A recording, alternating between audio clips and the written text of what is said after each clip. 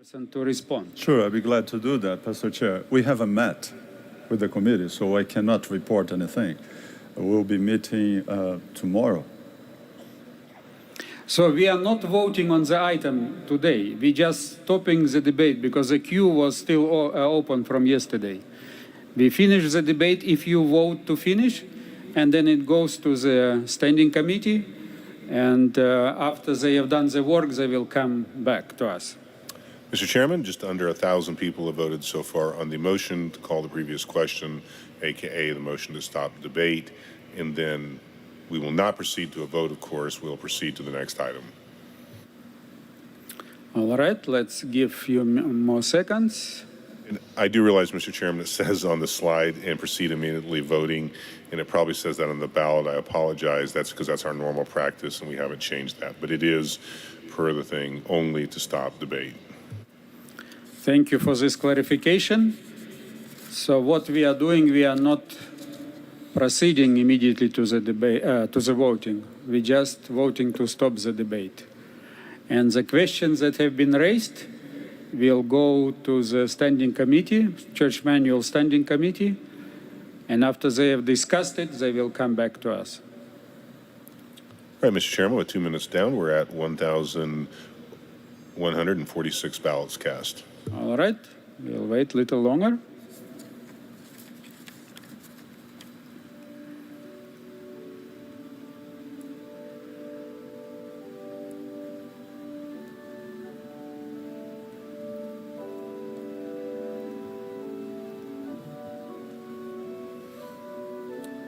Just past the 1,200 ballots cast with 30 seconds left. Thank you. Gerson, when is the Church Manual Standing Committee meeting? Tomorrow. Lunchtime, room 160. All right. Tomorrow in the room 160 at the lunchtime, they will work, and we hope they will come to us with some results. All right, we can stop. Mr. Chairman, all right, the balloting is stopped. 1,288 ballots, and we'll see the display here momentarily. There we are. All right. So a clear majority, 94% would like to stop the discussion. This we will do. And we will proceed to another item. We are not going to vote it, as we explained. Okay, Gerson? Thank you, Pastor Chair. The next item, 413, we cannot move into that right away because, as you can see, the reference number has the same number of the previous item, letter B, which indicates that they are correlated. So I ask permission, Pastor Chair, to move on, go to the next one, which is 414. Let's do it. Okay. Item 414, it's on the agenda, page 74. This is a very important item, very simple, but extremely important. We commit this mistake all the time when we say people be re-elected, and the item has the purpose of to clarify that term. Since there is no re-election with the church, this directive removes this terminology. In other words, a person can be elected to go back to the same office, but for a new term. So using the word re-election is not a correct term. So the recommendation is to approve a directive to amend the church manual where appropriate, where by replacing re-elect with elect to a new term of office. I move, Mr. Chair. Thank you very much. It has been moved. Is there a second? Seconded. Any questions, observations? I think it is a very healthy suggestion because we are elected only for one term, and otherwise it creates an expectation if we use the word re-election.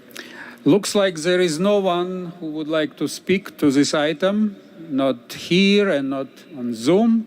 Let's proceed and vote. All right, Mr. Chairman, we are proceeding. It is, will be opened up here momentarily on Election Buddy for voting. Thank you.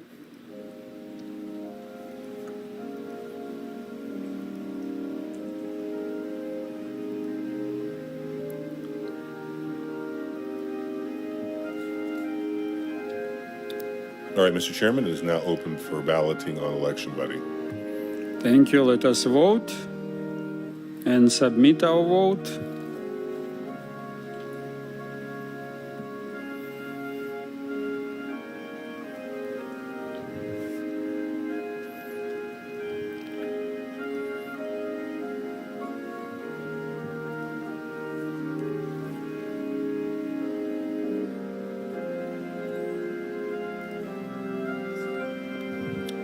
Seven 777 people have voted. Thank you very much.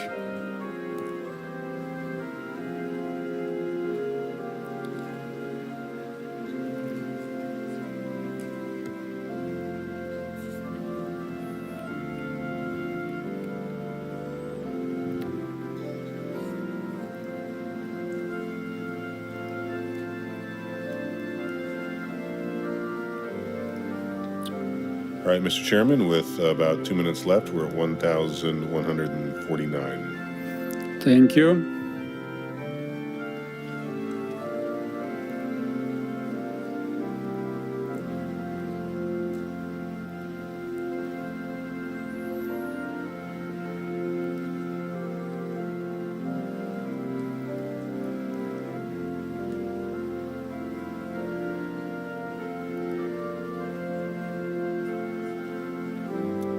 About halfway through, Mr. Chairman, we are now at 1,247. Thank you. The first half is more productive than the last half, huh? It is much more productive.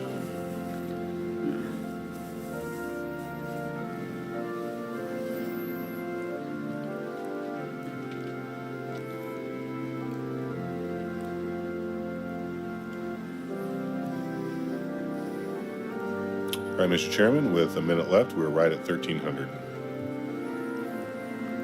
All right. It looks like we have reached our number. Probably we can close. All right, Mr. Chairman, we'll close now.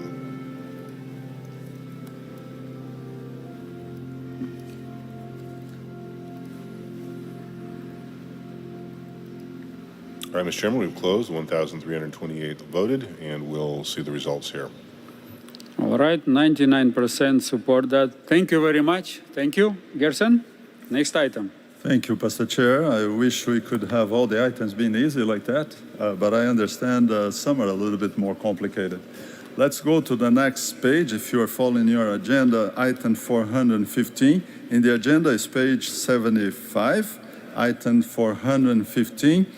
The reference number is 437-22, and you see the letter A, which indicates there are two other in this case, there are two other items to be presented related to that. So the rationale behind this recommendation is that this amendment encourages deacons to assist members with special needs. You have seen in recent years the church has been very careful trying to provide attention to those who require special needs because of that, not just to attend their needs, but also to empower those who can minister to them. So we are including the duties of deacons, the recommendation for that. As you can see on page 75, number 2 is just a minor correction there. We are actually just adding comma after churches. And then we have a full paragraph still under number 2 that states like this. Deacons should also assist members with special needs. It is important to learn how to effectively communicate with them, and where needed, church facilities and transportation should be made accessible. When those with special needs are not able to attend services, they should be visited in their homes. Pastor Chair, this is a very clear recommendation to be more careful with our members, especially those who require that have special needs. So I move, Pastor Chair, we accept the recommendation. All right, it has been moved. Is there a second? Thank you. It has been seconded. I see 2 people have registered to speak. On microphone number 1, Stefan Zieg, French-Italian Swiss Conference, EUD. Swiss-German conference, but just a detail. Thank you, Mr. Chair. I'm standing here with my disappointment and concern regarding the continuing discrimination of women in our church by not treating them equally and granting women equal rights. We continue to do this despite our belief that women bear the image of God in the same way as male and representatives of the human family. The fact that we still distinguish the function and tasks of deacons and deaconesses seems to me another expression of our shortcomings. While, for example, deaconesses can greet and visit guests and members, they are not allowed to assist at services and meetings as their male colleagues. They can make arrangements for the communion services, but they are not allowed to assist at communion services. I support the amendment that visitation of members apply for both deacons and deaconesses alike, as well as the assistance of members with special needs. But why not give them equal responsibilities in all deaconal services? Our experience in and outside the church gives ample evidence for the fact that leadership functions and competences are not questions of gender. Can you explain to me why we still need a specific section on deacons and a different one for deaconesses? All right, Brother Zieg, this is actually not the motion that is in front of us. The motion is that you align this amendment in the section of the deacons as well as in the deaconesses. But why only this? No, the motion is to add a new paragraph here that was read by, is that correct? Pastor Chair, if I may. Yes, please. I want to clarify, this is a very important item. We are giving special attention for those who require special attention. The purpose of this paragraph is emphasize the need to have our deacons involved to attend those who require special attention. The speaker is right also in the sense that he's addressing another issue, not specifically this one, but he's raising another point. I don't think it would be appropriate for us to discuss that, even though he has a good point, but it's not dealing with the item we have in front of us. But can you somehow notice his point so that Definitely. the church manual can... And we can follow the procedure and discuss this in our committee and Okay. present to the body in the later. By the way, we do not separate women elders functions and male elder functions. Correct. But we do it with deacons. Thank you very much. So your comments have been received and the church manual committee will discuss it. But right now we're discussing an addition of the whole paragraph here. Okay, we move to the next microphone number 5, Debbie Jackson, North American Division. Mr. Chair, I agree with the gentleman that just spoke, and I also ask that we use the word qualified deacon and deaconess. People with special needs oftentimes need people to move them or work with them that have training so that they are not injured more or they're not injured in transport, etc. So I would suggest that we add qualified. Thank you very much. Thank you. We move to the next microphone, and this is microphone number 2, Martin Alting. Yes, Mr. Chairman, thank you very much. I speak here as a father of a daughter with special needs, and I think it is very important to have something like this in our manual. At the same time, I do recognize and realize how difficult it might be to work with people with special needs. So I think this needs to be realized and needs to be stressed. But I am very much in favor of what is written here. Thank you. Thank you, Martin. We move to microphone number 6, Flaviano from North American Division. Thank you, Mr. Chair. I would like clarification into page 75, lines 21 and 22, where it says, and where needed, church facilities and transportation should be made accessible. And we understand that many of our churches don't have the resources to make this possible. Thank you very much. Gerson, would you like to respond? Sure. I'll be glad to. I don't have the solution, but the speaker touched exactly the point that we are raising here. We need to provide resources for local churches and invest in their facilities and provide transportation for those who need special access. So that's exactly the point that we are including here on lines 21 and 22. Thank you. Thank you. We go to microphone number 7, Heather Ferguson, General Conference. Thank you. Just looking at the term special needs, and then looking later on in that same sentence at communicate and then accessibility are all a little unclear because the term special needs is very broad. That can really refer to individuals with physical handicaps, individuals with hearing impairments, visual impairments, those who may have autism. So I think that could just, the way that it reads, become a little convoluted and a little confusing. Thank you very much.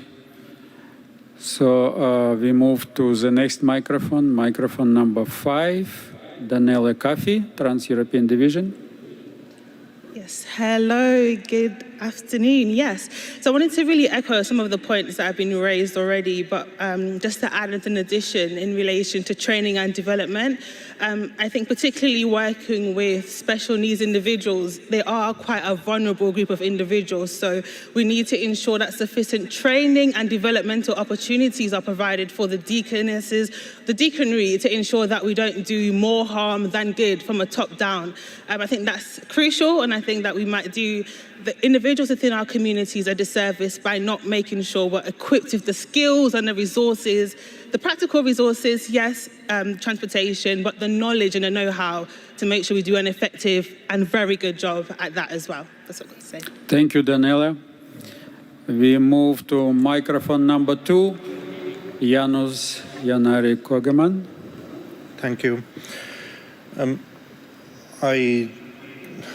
I do have an issue with the terminology which is used already in a church manual, and the word or term special needs is used already 3 times in a church manual related with single-parent families and Adventist students in universities and other students in public universities.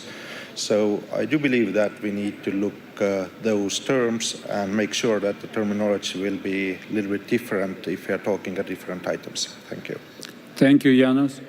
We go to microphone number 6, Leroy Racon. Mr. Chairman, I move previous question. Thank you very much. The question has been called. Is there a second?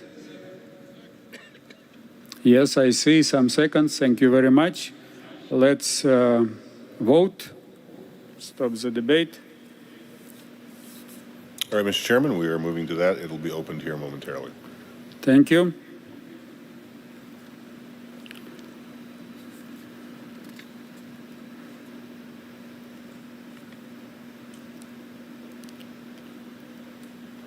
All right, Mr. Chairman, it is open for voting now. All right, let us vote. And don't forget to submit. Thank you for a number of good suggestions. It's a really long overdue statement that we needed in our church manual, but it's a beginning, but we need to improve it, as a number of you have suggested. And I'm sure the church manual committee will continue working on perfecting it.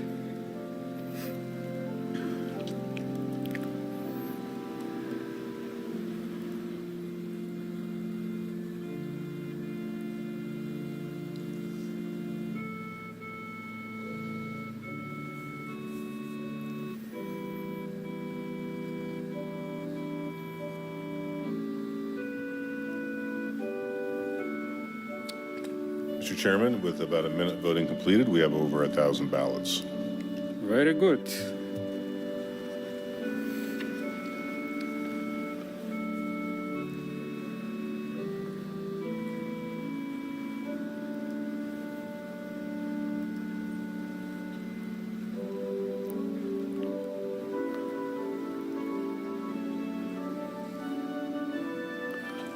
Hearing such a nice, quiet, relaxing music, I hate to even interrupt it. And I'm afraid I will wake you up.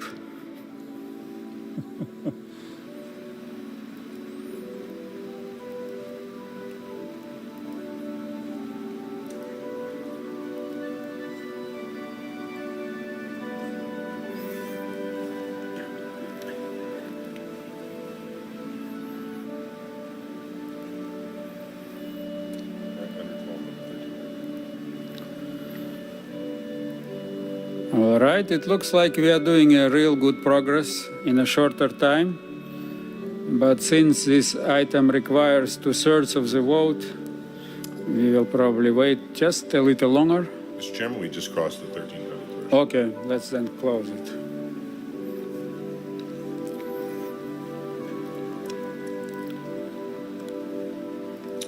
All right, Mr. Chairman, we are closing the ballot now. Looks like 1,338 people cast the ballot. Results displaying now. Thank you very much.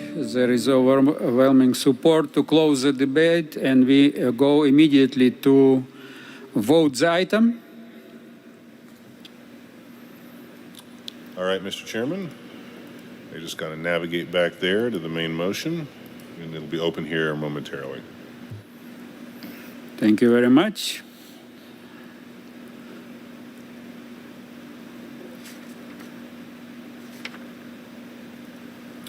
Mr. Chairman, it is open for balloting now. Okay, let us vote.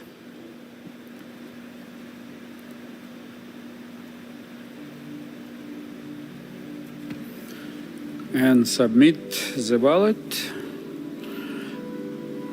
Please, if you would like, take some exercise, stand up, stretch a little bit. I think Dr. Simmons did it so nicely this morning. Mr. Chairman, we have just under 1,000 people have voted so far. All right, very good. It's a good sign.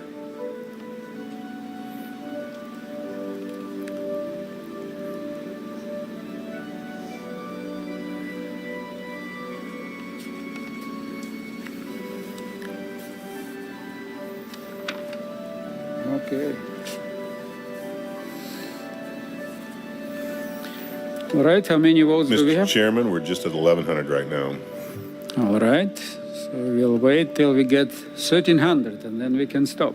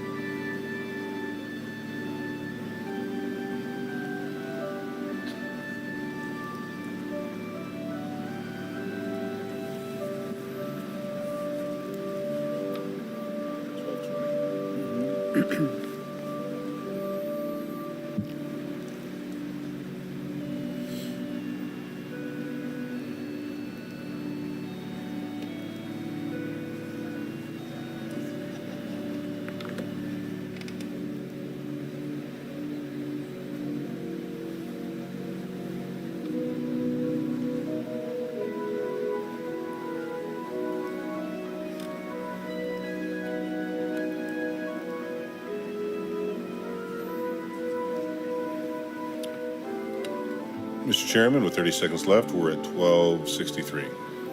All right. A few seconds, we will stop.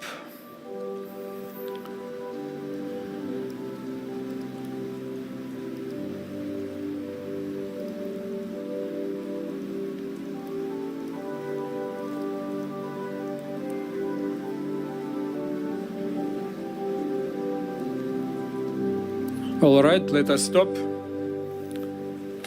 right, Mr. Chairman, we are closing the balloting. It looks like we had 1,286, and it'll display here now. Thank you. There is overwhelming support. Thank you very much. Gerson, let's move on. That's excellent. Let's move on. Number 416. It's exactly the same recommendation, this time for the deaconesses. As you can see on the screen or following your agenda, we are adding the number 2, which is related to visitation of members. It's new in the section of deaconesses, but it's exactly the same paragraph that you have in the previous section for the deacons. And we are adding the following paragraph that we discussed before, as you see in your agenda. I move, Mr. Chair. All right, you have moved it. Yes. Is there a second? Seconded. Since it is the same item, can we take it by common consent? If I don't see any objections, then we will take it by common consent. I see no one on Zoom, and no one is here in the queue. Okay. There is a hand. There is a hand? Well, we don't take hands, sorry. He's scanning, no. You have to register. Okay. Number 2.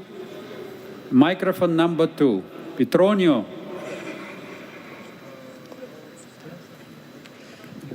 Mr. Chair, I just would like to ask about number 2, the word district here. Visitation is arranged by distributing membership by districts. Like in the Philippines, district is defined as congregation, like several churches, 4 to 12 churches.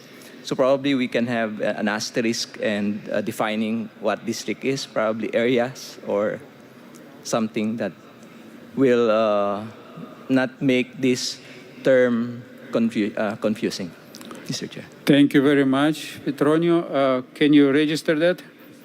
Yeah. Definitely. Thank you very much. Okay, if I don't see anyone else. Okay, I see number 5, microphone number 5. Good Son Shamba.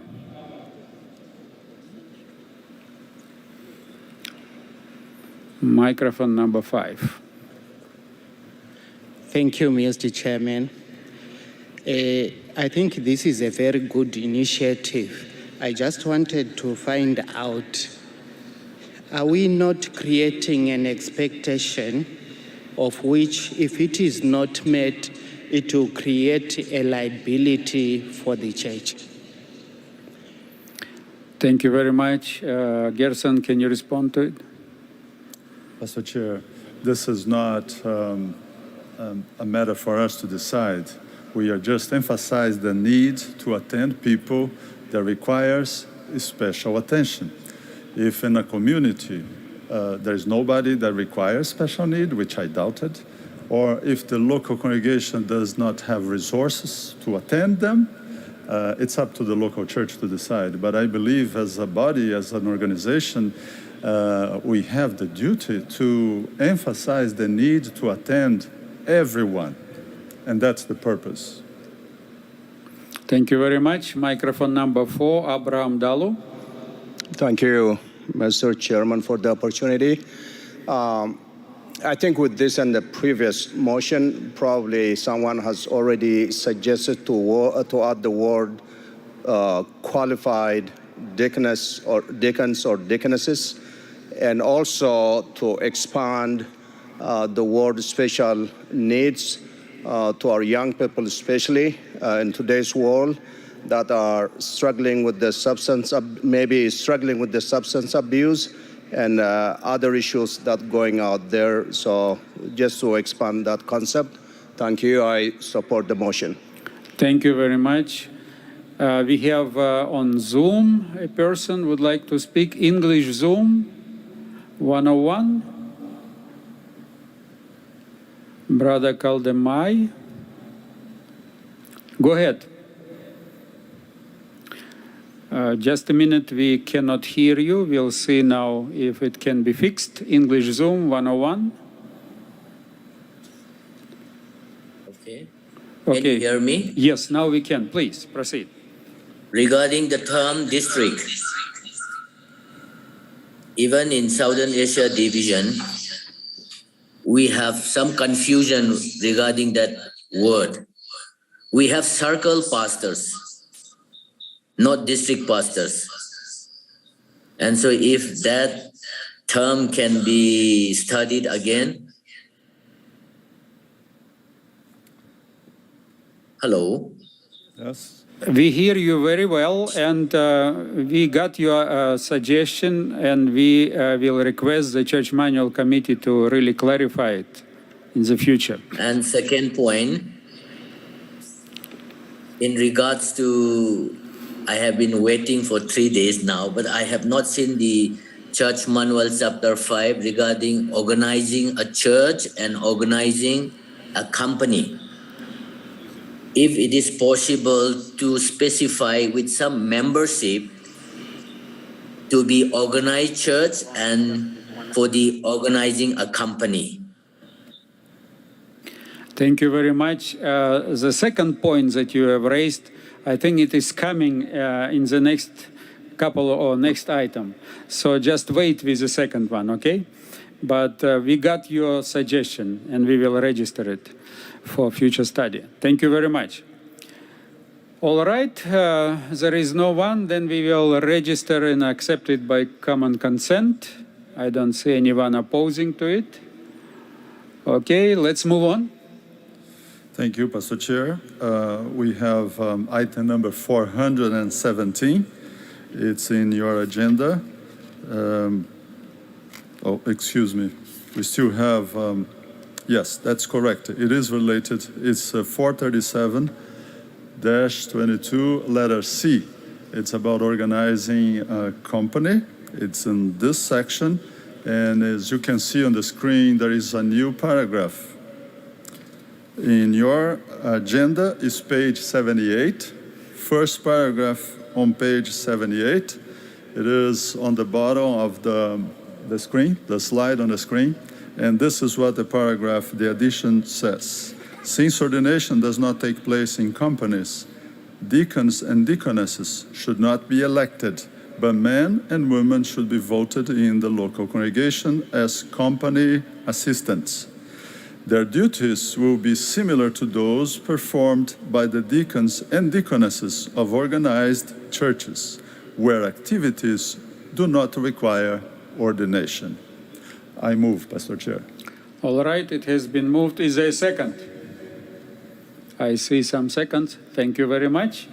And I see also two persons wishing to speak. Microphone number 1, Crystal Knight, Welsh Mission. Microphone number 1.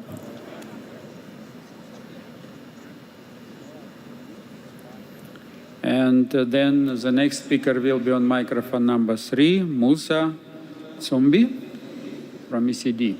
Okay, Crystal Knight. I just wanted to speak towards the deaconesses and the deacons in the sense, what are we going to do to help provide training and support for helping our deacons and deacons to effectively communicate with their members who have special needs? Are we just expecting every single division to decide themselves and provide their own adequate training, or is there something from the top down? All right, although it's not on the, directly on the motion, but we will ask Gerson to give some clarification. Sure, I'd love to do that. This is an excellent point. As you stated well, it's not related to this motion, but the question is still valid and extremely important. And this is why, Pastor Chair, we have just a couple of items down the agenda dealing specifically about this. And there is a service that the church will provide. And if you allow us just a few minutes, we'll get to that point. The church has been prepared something very important to present to you. It's one of the items in the agenda. Thank you. Crystal moves much faster than we are. We have to keep up. Thank you, Crystal. Okay, number 3. Musa? Thank you, Pastor Chair. I would like to accept. I am positive about the recommendation that has been brought by the committee, but I want just to add some few insights regarding to those areas that they are in remote. We have some churches which have maybe 3 to 4 companies, and you can find that one company is almost 50 kilometers, 50 to 80 kilometers. And you can find that they have maybe 50 church members.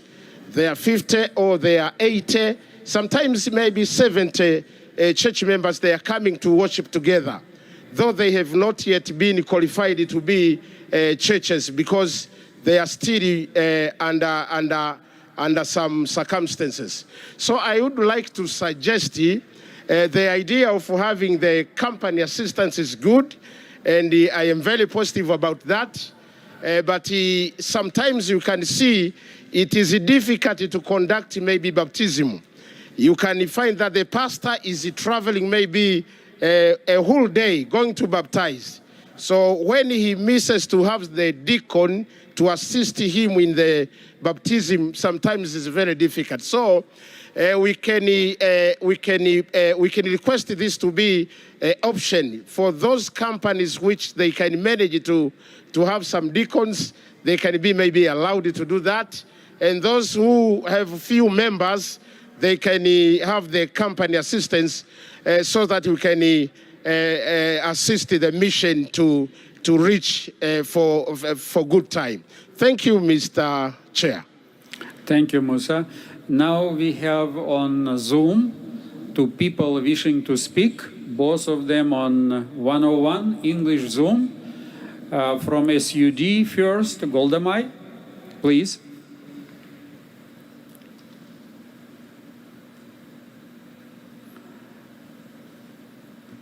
You can speak, brother. Mr. Chairman, thank you once again. Yes, I hear you well. My question regarding organizing a company. The church manual said in the second paragraph, the division and / or conference should have written guidelines for organizing companies within its territory. But I have not seen these guidelines from our division, whether any division has this guideline. So my specific question is, in order to organize a company, how many baptized members they should have? And even for organizing an organized church. So is it possible to have some kind of guideline, a membership, a baptismal member, in order to be an organized church and organized company? This is my question that I wanted to ask. Thank you. Thank you, Brother Galdamai. It's not on the exact motion, but maybe you can provide some help, Gerson. Of course, I'll be glad to do that. Since you're talking about new groups of believers, new communities, I'm excited about it. And I understand what the previous speaker mentioned about the need to have guidelines. And specifically what the church manual recommends is that the divisions and local feuds, local feuds should provide those guidelines. If you don't have in your specific area, you should request your conference and your division to provide those guidelines. What the church manual is suggesting is that we should have, but it's not the church manual committee the responsibility to provide the guidelines, because we are operating all over the world. We have so many different types of churches. We heard a little while ago about small congregations with 50 or 70 people, while in most of our countries, 70 people is the average size of a church. So we cannot give guidelines, specific guidelines that would serve the needs of the work in the field all over the world. So Pastor Chair is just confirming the needs that we have in the church manual, requesting that local fields under the guidance or orientation of the divisions provide those guidelines to foster growth and new church planting. Thank you very much. We move to English Zoom 101. Halisa Lifume. Thank you, Pastor Chair. Am I audible? Yes, please go ahead. Thank you, Pastor Chair. I'm speaking in favor of the motion, but I would like to add some clarity when it speaks of assistants, company assistants that must be elected in the local church. I see ambiguity there, and that can cause confusion. If it can read that those company assistants must be elected at the mother church, because other districts are multiple church districts. So which local church will then assume that responsibility? Multiple circle churches or church circles, which local church will assume that responsibility? Some companies, their membership is with the conference, what is called conference church. So I believe if it can be specific and says those company assistants must be elected at the mother church, then there will be no ambiguity or confusion. Thank you, Chair. Thank you very much. We move to microphone number 5, Ron Carlson. Yeah, Mr. Chairman, I notice on this new proposal that it appears that a company assistant is gender neutral. And I just want to thank the committee for making this step forward and hope it's a sign for the future. Thank you. Thank you very much. We move to microphone number 2, Danny Philip, SPD.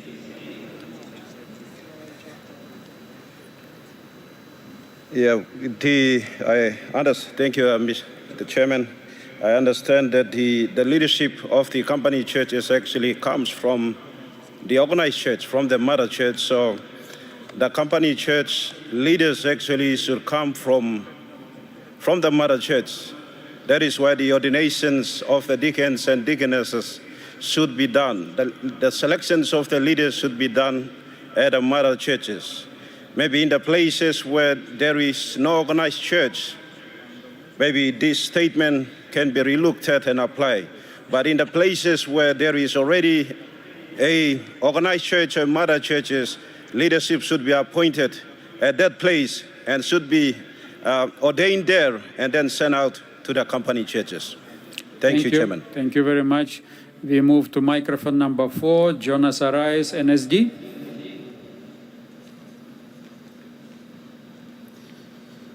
Brother Chairman, I see that there is a kind of a misunderstanding between company and branch. Branch is connected to the mother church. Company is organized company. We don't ordain anybody in the company. Even the mother church cannot ordain somebody and send to the organized company. They can send maybe to the branch. So in the company, we don't have elders. We have company directors because in the companies, there is no ordination. So in order to have deacons in the company, it does not make sense because there is no elder without ordination. And there is no deacons or deaconesses without ordination. Biblically and historically, we can see in Acts chapter 6, verse 6, the process is electing and laying hands. So in many places, people are electing deaconesses or even elders, and they are not ordaining. There is no elder without ordination. In order to be an elder or in order to be a deacon or deaconess in the church, they must have 2 legs. One leg is election. The second leg is ordination. Only election does not allow somebody to perform that office. And only ordination by itself does not allow itself. That person must be elected for that ecclesiastical year. For this reason, I support fully this item regarding using the company assistant in order to keep the consistency in the church manual. Thank you. Thank you, Jonas. We have come to the end of those wishing to speak. Let us proceed to vote. Thank you, Mr. Chairman. We are opening up the balloting as we speak. It should be displayed here momentarily.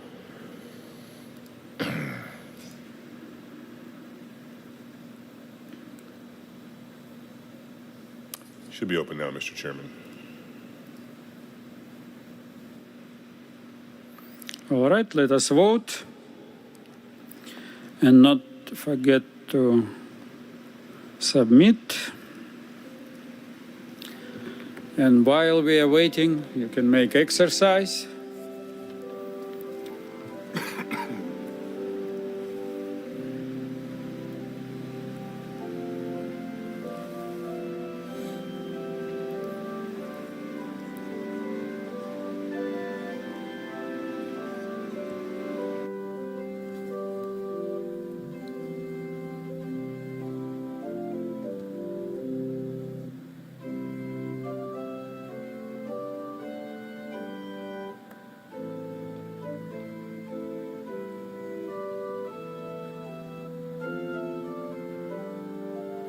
Mr. Chairman, we're just over 1,000 ballots now.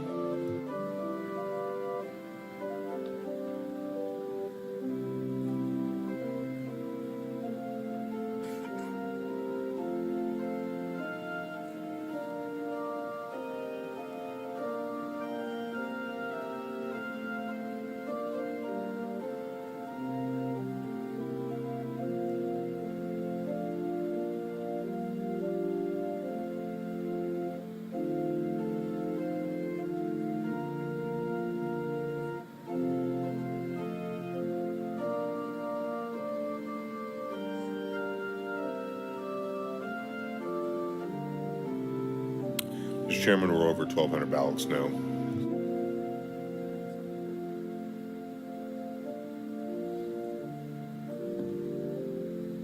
All right, we have how many votes? 1,256. All right, I think we can close. All right, Mr. Chairman.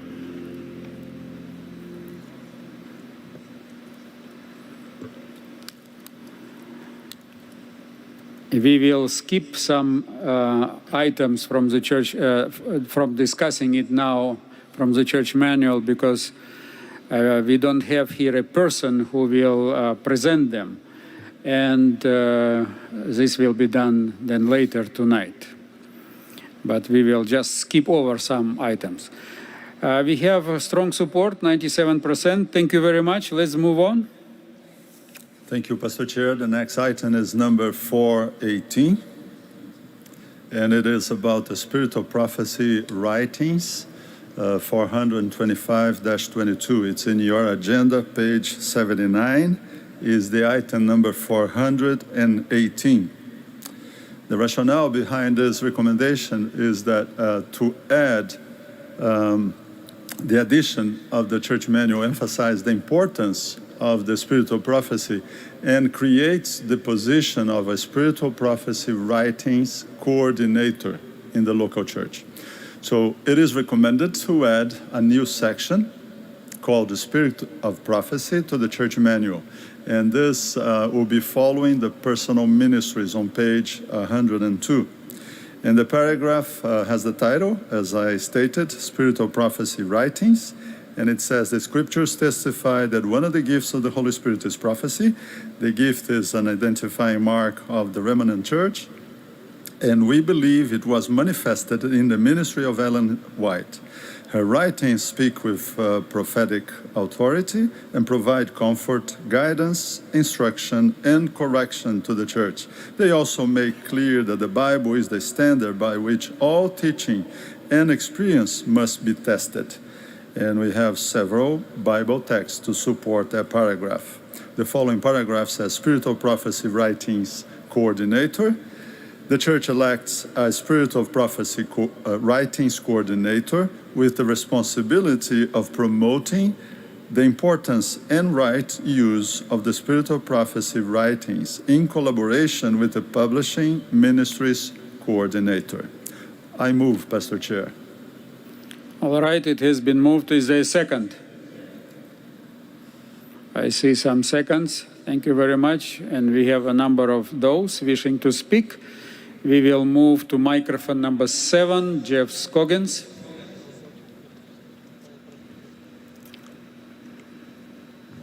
Thank you, Mr. Chair. Let me be the first to say that I have complete and total respect for Ellen White's writings, but I am a little concerned about the practical effect on the local church. I've actually noticed from my personal experience that the reality at the local church is that often Ellen White receives primacy over the Bible even.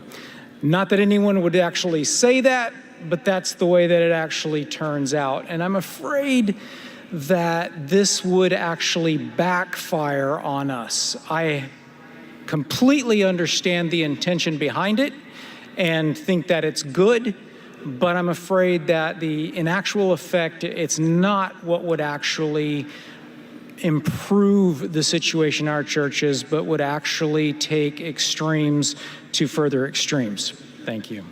Thank you very much. We move to microphone number 2, Andreas Bochmann. Thank you, Mr. Chairman. The spirit of prophecy is certainly of value for the church. I know and appreciate that. And yet, or because of that, I stand to oppose the motion. Apart from the practicalities just mentioned of filling the position, especially in smaller churches, I fear such an office would not accomplish what is intended. Members interested in studying the spirit of prophecy have plenty of resources available, many even online and free of charge. Members who are somewhat less interested in studying the spirit of prophecy will be reluctant to have their enthusiasm ignited by a church officer. Even more dangerous, and Brother Chairman, I'm not sure how to put this without offending anyone, but let me try. Not only wrong things, but right and good things in life can be idolized. When it comes to the spirit of prophecy, I would not want to even give the appearance by codifying an explicit office dealing with nothing else but the writings of Ellen G. White at the local church. But that potentially can happen inside the church if it becomes standard policy, and almost certainly it will feed that very prejudice among our fellow Christians around us, that we claim sola scriptura, but don't really mean it. Thank you. Thank you very much. We have now a speaker at the English Zoom room 101, Rabea Kampf from EUD. Thank you, Mr. Chair. Rabea. Yeah. I really appreciate this idea to create a new position of a coordinator for the spirit of prophecy, especially because we know that one of the signs of the end will be the making of non-effect of the spirit of prophecy. So I hope this position of a coordinator in our local churches might help to minimize this development in the end time and makes us aware of the wonderful gift of Ellen White and her writings. And as you may know or not, several fields in our world church treat these inspired writings very differently up to the fact that in some areas, church members are not allowed to distribute Ellen White books for mission because the church leaders hinder them or even forbid it. So this new section can be a sign that we need to uplift her writings even more. And I know many church members in Europe, young and old, who would enthusiastically welcome this new section and would be more than willing to put it in practice. So I want to speak in favor of this motion. Thank you, Mr. Chair. Thank you, Rabea. We now move to microphone number 5, Ted Haskins from NAD. Good afternoon, Mr. Chairman. You know, at first glance, I was really excited about this proposal. But as I thought about it, I became concerned. I, for one, value the contribution and cherish the writings of Ellen White. But growing up in the church, I also experienced the discouraging influence of those who are passionate about our little red books, but do not have the corresponding understanding of revelation and inspiration. Many of these well-meaning saints take on the words of the prophet and make of themselves little prophets and prophetesses, but they lack the call or the understanding. Ellen White herself said, "Brethren and sisters, I commend unto you this book." In her hands was the Bible.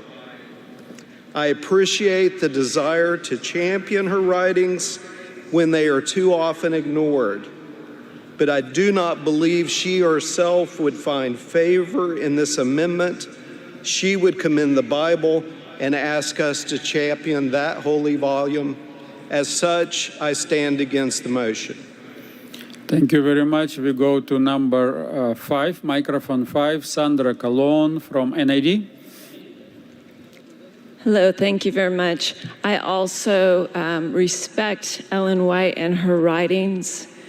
I would like to say I have an issue particularly with the words that this position would promote the importance and right use of. I think that somebody in that position could take advantage of this charge, and it would basically trample the freedom of conscience as to how others would view the importance of these writings and how they would view the right use of them in their own personal lives and in their church. Therefore, I think that at a minimum, we need to refer this back. Thank you. We go to microphone number 1, Kyle Dewal, TED. Thank you, Mr. Chair. Like the other speakers, I too hold the writings of Ellen White in high regard. However, having taught in our Adventist education system now for more than a decade, there's anecdotal evidence. I wouldn't be surprised if there's also empirical evidence. Just tells us that many of our young people don't know their Bibles. They don't know the basic scriptures of the Gospels, of Paul's writings, and I've taught many of them preparing for ministry that sadly don't know their Bibles. The Bible is the primary means of our spiritual growth. And I wonder if, having taken the comments that others have made before me, which I'll not reiterate, and just a question I wonder to Elder Santos, do we have a reading the Bible coordinator in the church manual? And there's no malice or sarcasm in my comment. It's a very sincere question. Do we have a reading the Bible coordinator in the church manual? I spent 12 years in ministry. It's been a couple of years since I was a local church pastor, and embarrassingly, I've actually forgotten. Could I kindly have an answer, please, Mr. Chair, to that question? I think you know the answer.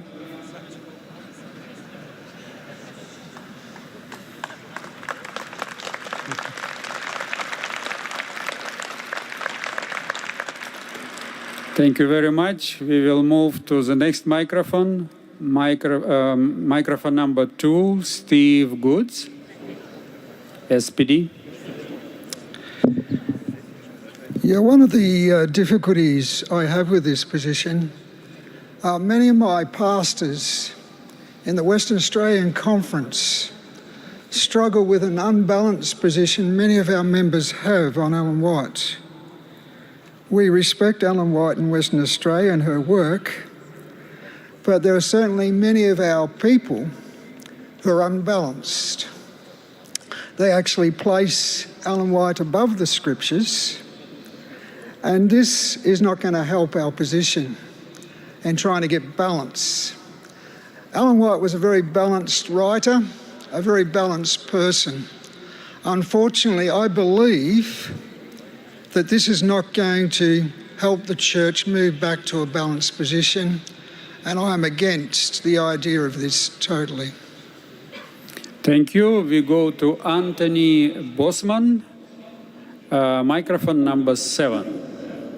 Thank you, Mr. Chairman. When I was a university student at a secular university, my faith was challenged. I doubted Scripture, I had questions about my faith, but it was spending a summer going through the conflict of the ages. Reading through those books, my confidence in Scripture was deepened, my love for Christ grew, and I came to see a beautiful portrait of a God who is love. I wish that every young adult and every church member could have that same experience. The reason I am here today is because of the prophetic ministry of Ellen White. At the same time, however, I have many friends I grew up with within the church, and the reason they are not here today is because some people used her writings not as a gift, but as a curse. They, in the words of Ellen White, would go around saying, Sister White says this, and Sister White says this, and they saw her merely as a burden. They were never free to experience the gift of her writings. If the church goes forward and decides to create this office in the local church, I urge us to reflect upon how we can bring the proper education and qualifications to those who will serve in this office. At Andrews University, we have a graduate program in Ellen White and Adventist Studies. In this program, we're equipping teachers and pastors to use her writings with balance, to let young people see them for the gift that they are. I encourage the church to continue to partner with us and other institutions to create that balance that we strive so much to see in her writings so that everyone can enjoy them for the gift that they are. Thank you. We move to microphone number 7, Clinton Wallen.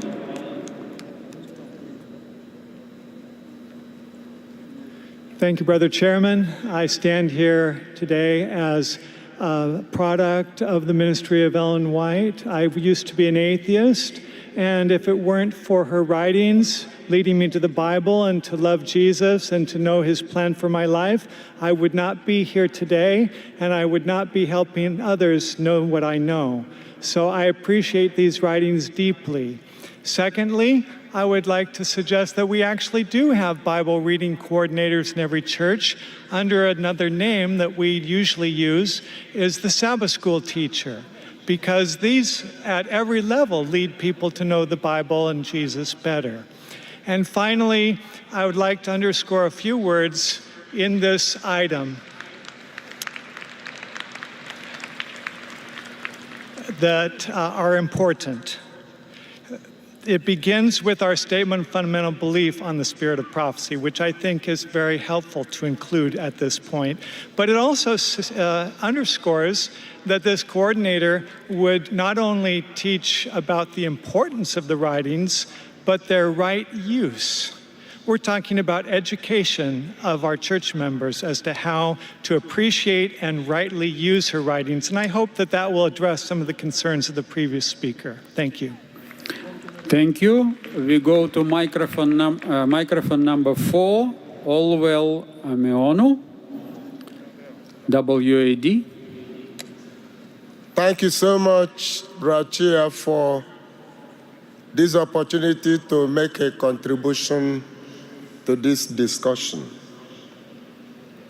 I strongly believe that every organized church should have a coordinator for the works of Ellen G. White.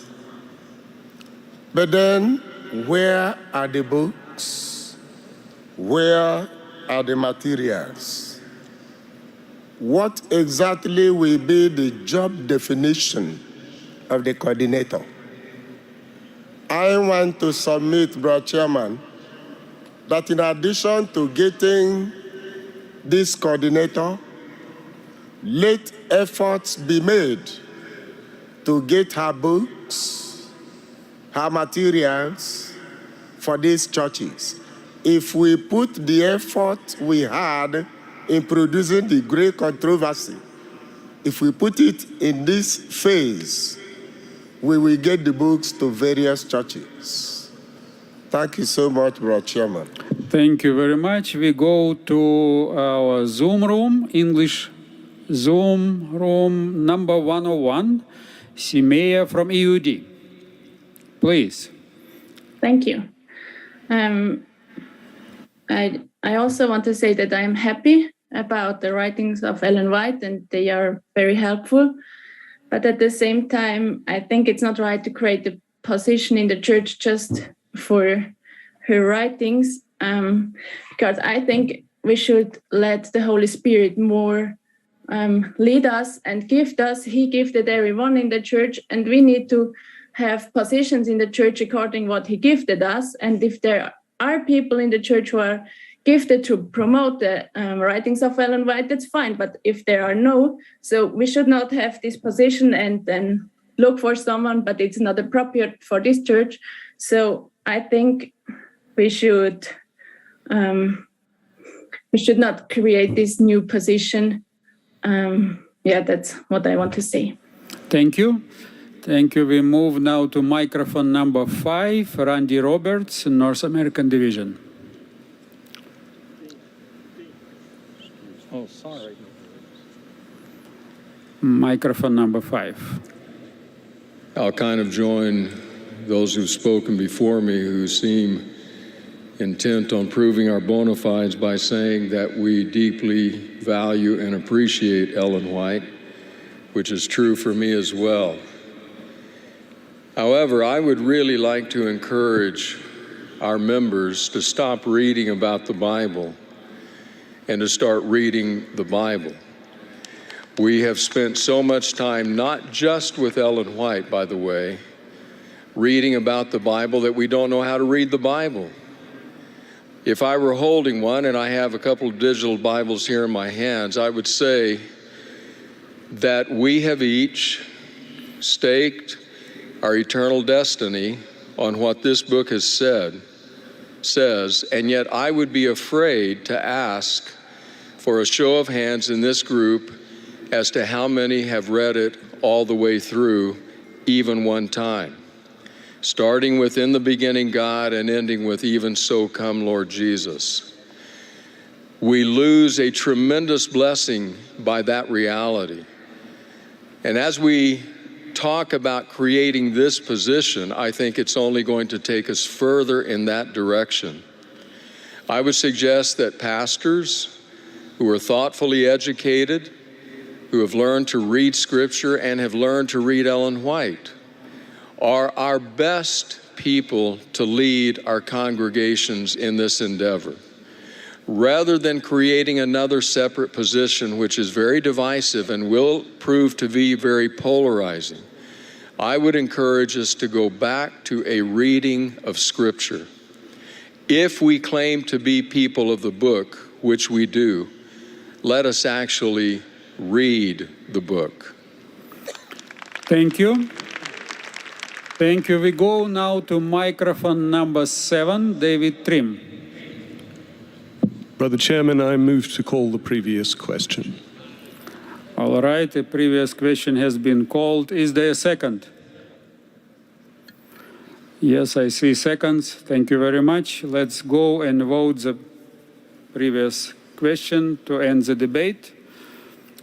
All right, Mr. Chairman, it will be opening up momentarily.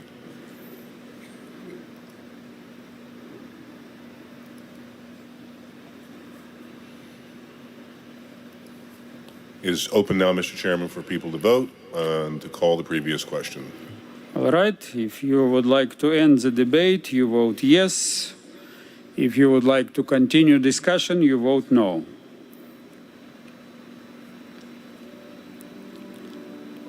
And don't forget to submit.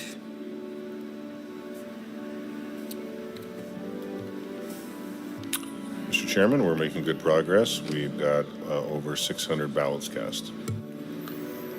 Thank you very much. As we started, I believe the first 30 seconds brought us 500 votes. Now it's 600. We're doing pretty good, Mr. Chairman. We're right below 1,000 right now. We're now over 1,000.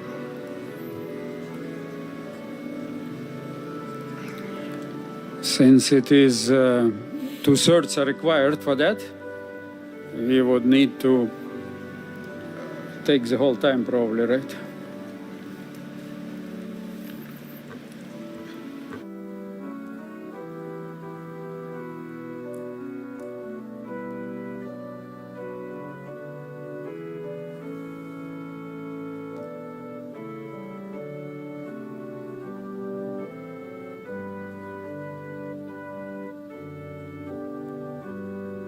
Mr. Chairman, halfway through, we're at 1,289 ballots cast.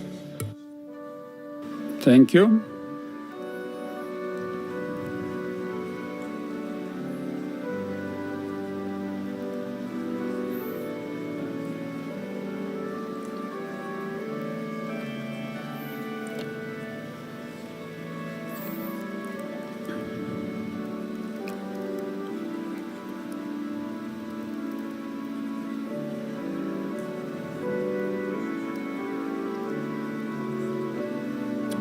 Mr. Chairman, with a minute left, we're over 1,300. All right. Few more seconds and we will end the vote.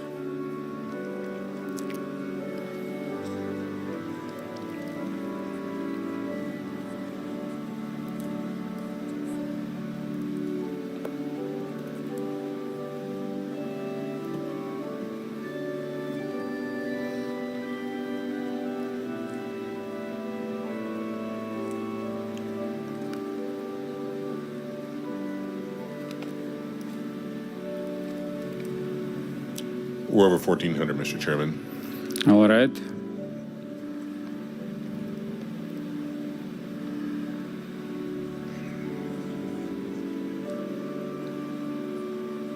I think we can close now. All right, Mr. Chairman, we're closing the ballots. Looks like 1,427 ballots were cast. Results momentarily. All right. 86% would like to stop the debate. It's more than 2/3.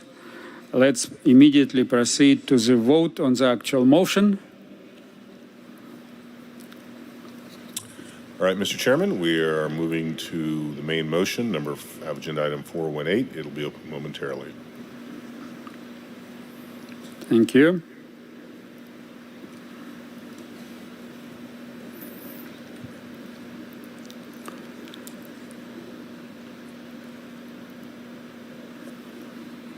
Mr. Chairman, item 418 is open for balloting and voting now. All right, let us vote on the actual motion and don't forget to submit. And while we are waiting and voting, maybe I will do a little advertisement. You know that we are inviting every church member to read one chapter from the Bible every day for a number of years now. But in addition, in order to make the Bible more alive, we had a group of scholars working on 2 Bible commentaries. One is a 2-volume Andrew's Bible commentary, and it has been published just a few days before we started our session. One on the Old Testament, one on the New Testament. Dr. Angel Manuel Rodriguez is the editor of it, and many scholars have contributed. And I think you will be happy to get a copy of it from Andrews Press. Another Bible commentary is edited by Dr. Jack Dukan. It is a multi-volume Bible commentary. And a significant progress has been done. It will be probably over 12 or more volumes when it will be done. But all efforts are done for our church members to study the Bible.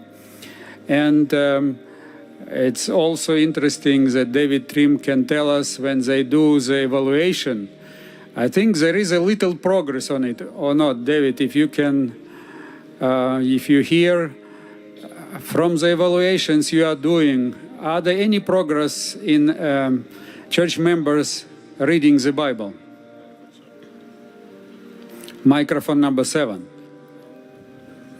Chairman, yes, between 2013 and 2018, the percentage of people who read their Bible regularly increased, and we're currently doing the next church members survey, and we hope that next year we find that number has increased again.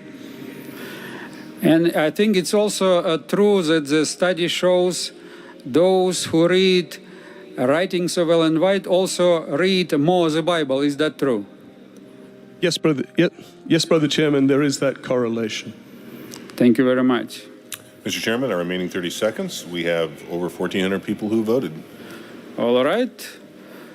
Probably we can close the vote, right? Since we have more than usual this afternoon. All right, Mr. Chairman, we are closing the vote as we speak. 1,423 voted, and we'll see the results shortly. All right, 66% it carries. Let's move to another item. Thank you, Pastor Chair. We skip the next two items. Let's go to item 421. That's in your agenda, page 83. Item 421. It's the reference number 443, and you have on a screen. It has the title of Youth Ministries, Church Manual Amendment. The rationale behind this recommendation is this amendment is coming as a recommendation from the General Conference Youth Ministries in consultation with the divisions. And this is a long document, and I have just 3 slides to highlight the most important parts, but it's hard to follow anyway. So maybe we put on the screen, Sherry, if you can help us on that, I think would be better. You have that on page 83, because there are so many lines that were crossed out and new and added or new additions or changed. Let's see on the document. Thank you.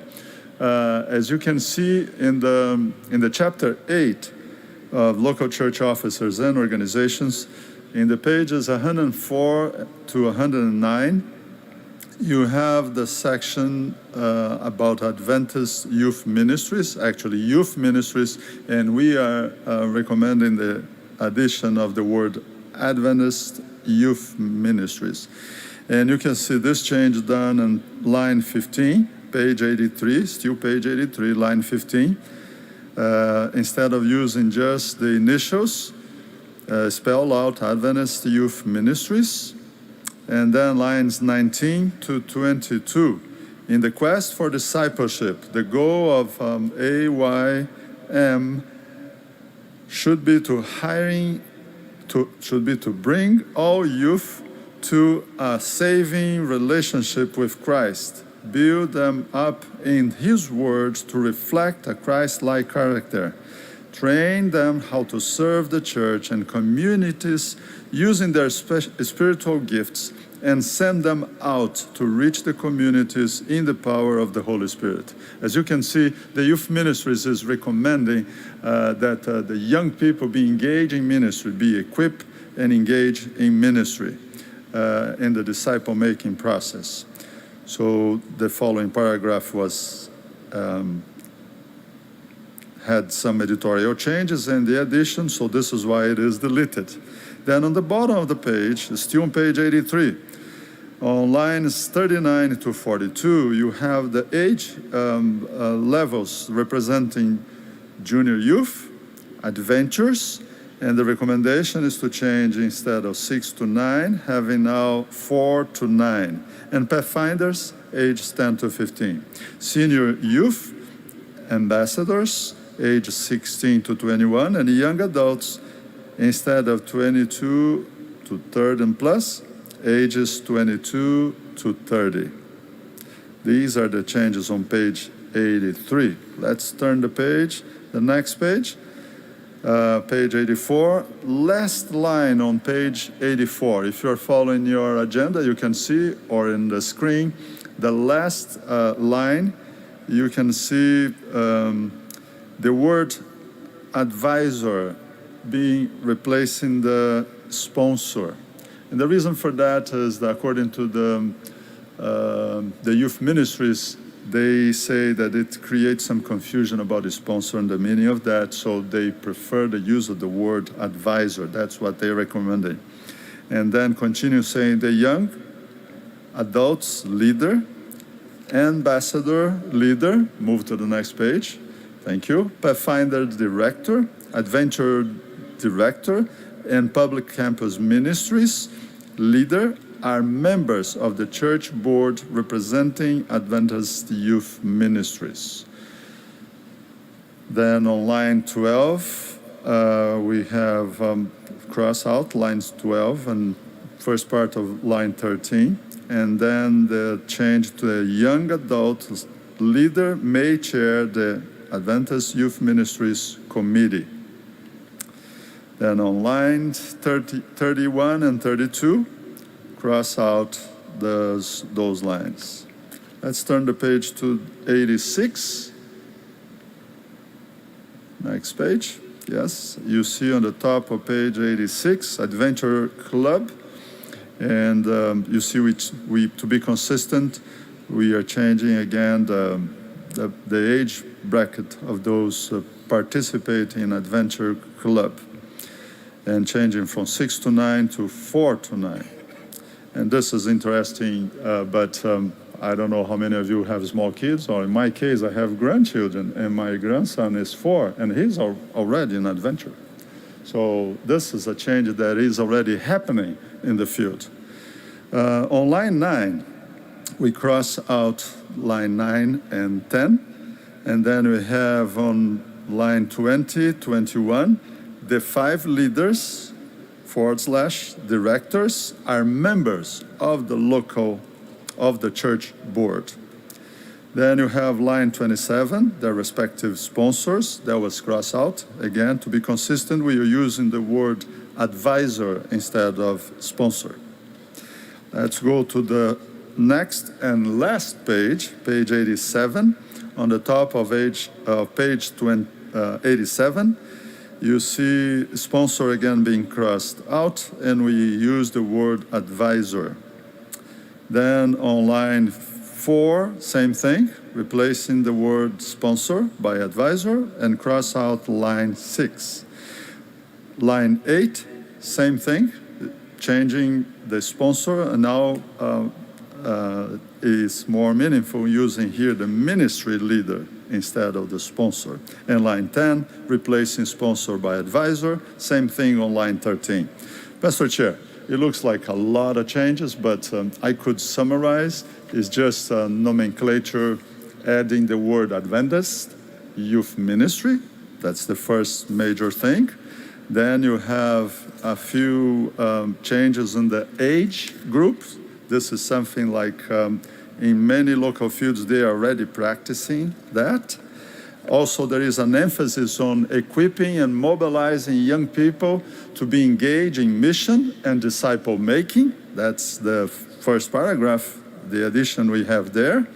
Then we have later on, we have the reorganization of the campus, public campus ministry, as used to be in the past, coming back again under Adventist Youth Ministries.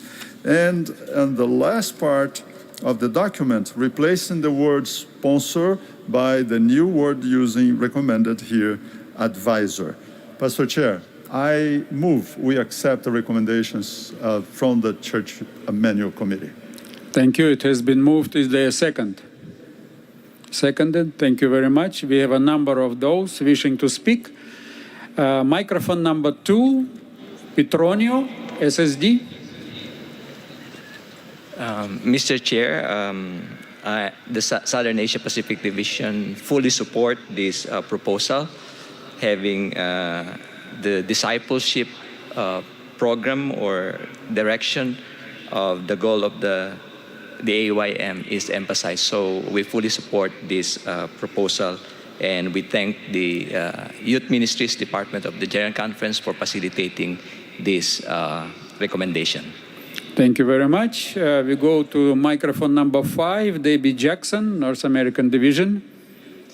Mr. Chair, just one addition. There is a group, or 2 additions. There's a group called Little Lambs, I believe is 2 to 4 years old in Pathfinders. So if we can add that. And then the second thing, when we're saying equipping, it would be nice if we could say we're equipping them to take leadership positions throughout the church, including the General Conference. This is a perfect place to have a pipeline so that we can incorporate our younger people into the leadership of the General Conference. Thank you. We go to microphone number 6, Clifton, NID. Thank you very much, Mr. Chairman. As one who has helped develop the children and youth ministries from the Little Lambs all the way up through the highest echelons of pathfinding, I really would like us to look at the age stage development. Oftentimes we have children that are either too old or too young crammed together.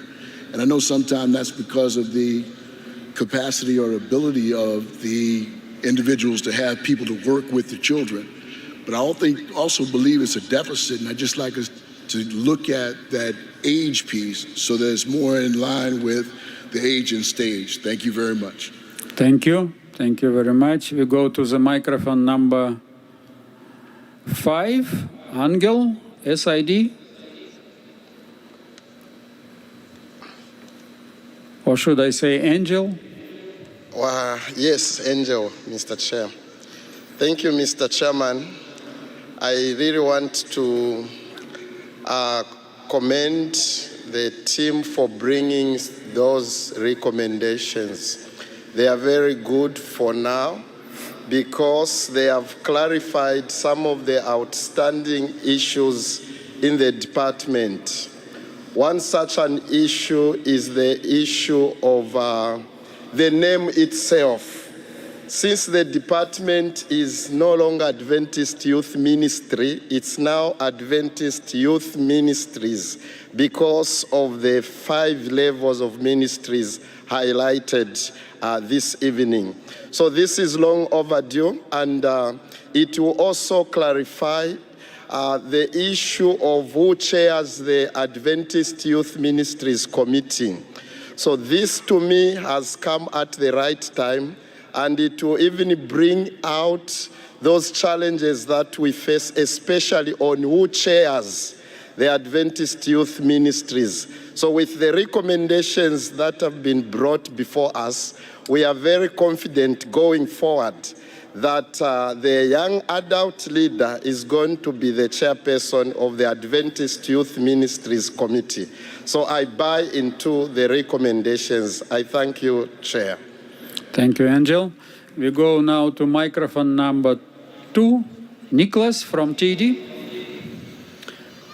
Mr. Chairman, I would like to bring to your attention the line number 41 on page 83 concerning the age groups. I'm wondering if striking out the plus from the young adults 22 to 30 plus is really a wise move. I'm sure that in some churches there are groups of friends, maybe from 29 to 30, 31. If local churches apply this strictly, they might cut out individuals from those groups. So I really wonder does the plus need to be stricken out? And that is why I move to amend the motion so that the plus stays in. Thank you. Would you like to respond? Yes, sir. I'm not the youth ministry director, but I can tell you that the plus is still here. Remember that for a while the public campus students were under another department. Now they are bringing this back again to the youth. And as you see on line 42, we have for the public campus students ages 16 to 30 plus. If the church doesn't have that ministry, including the college public campus students, they can apply the same principle and use that for the youth. But that will be for the local church. In terms of our structure and organization, we have the public campus students. All right, we go to microphone number 1, Ralph Hartman, EUD. Thank you, Mr. Chair. I appreciate very much that the youth ministry has a high priority in our church. I welcome the intention behind the change in wording, but at the same time, I feel something is missing. I notice in many congregations, young people and their expressions of faith are not seen and treated as equal. Also, the used wording implies for me a certain passivity of the young people. We want to work on them and for them. Moreover, it seems in part that they are simply a means to our ends. I'm sure that is not the intention of the youth department, but it always is a reality in our churches. I would like to suggest for the future that we emphasize more that we want to work with our youth and feel that their input is important. Becoming a truly intergenerational church with all generations working equally and intentionally together must be our goal as a church, and there's enough room to work on that. Thank you. Thank you very much. I see we have a point of order. Microphone number 2, Nicholas. Thank you, Mr. Chair. Not all young adults, 30 plus, are students. So that's why I think my point stands, and I ask you to ask if there is a second to my motion. You cannot take a motion as you give a point of order. So if you get in line now, register to speak, and then you can do. When you spoke first, you didn't move it. I did. No, you have to use the wording, I move, and then speak out. But you never said it. These words, you never said it. I have a point of order. He did not move it. Have you heard the move? Yes, motion? we heard. Mr. Chairman, we do have a transcript here. Let me check. Okay, let's see the transcript.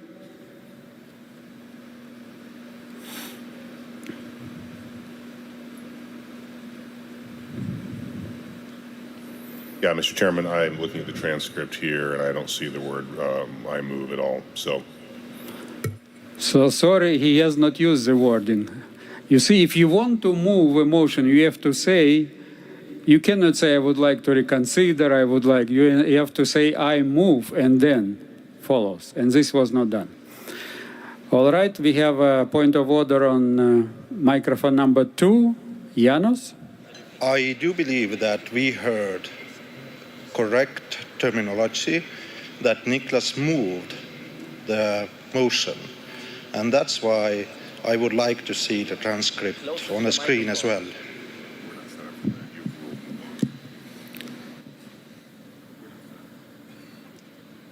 Is it somehow possible?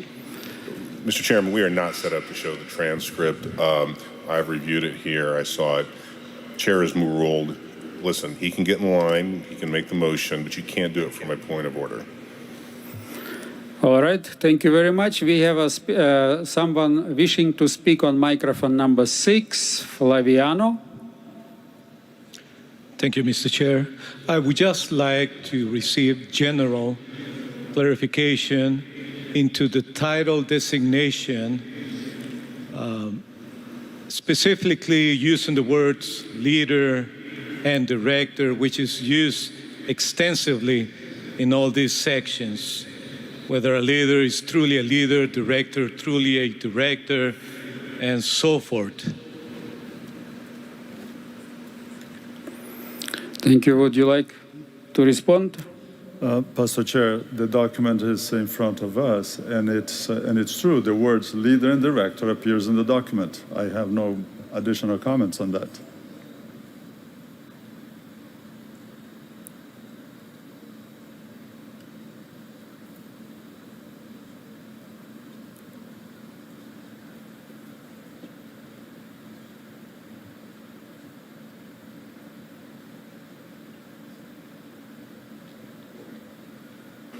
Happy to talk about that.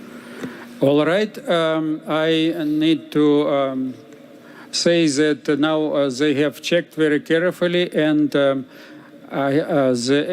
the should I say, the motion that was apparently made, the wording was used in a sentence, not exactly I move in, but the word move was used in the sentence. So I'm sorry, and I accept the motion.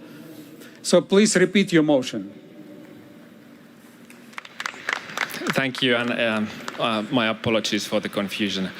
So my motion is to amend the wording on line 41 so that the plus in the age group young adults 22-30 plus, the plus still stays in the text.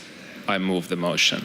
All right. So how would you like to proceed? Would you like to take it to the committee, or would you like to take the motion right here and see if...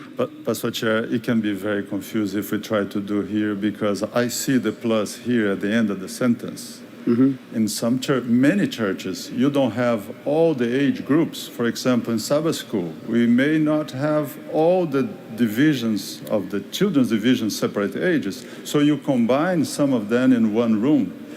Same thing could happen here, but apparently the speaker does not recognize as being part of a separate group, if not all the public campus students, if the church doesn't have the students in public campus. In that case, I think we need to discuss it in the committee. All right. So it has been moved, a motion has been made to make a change. So let me speak to the one who made the motion. Are you comfortable if we ask the committee and we don't vote right now on the document, ask them to study it and then bring it back? Are you comfortable with that? Yes. Okay, let's do it then.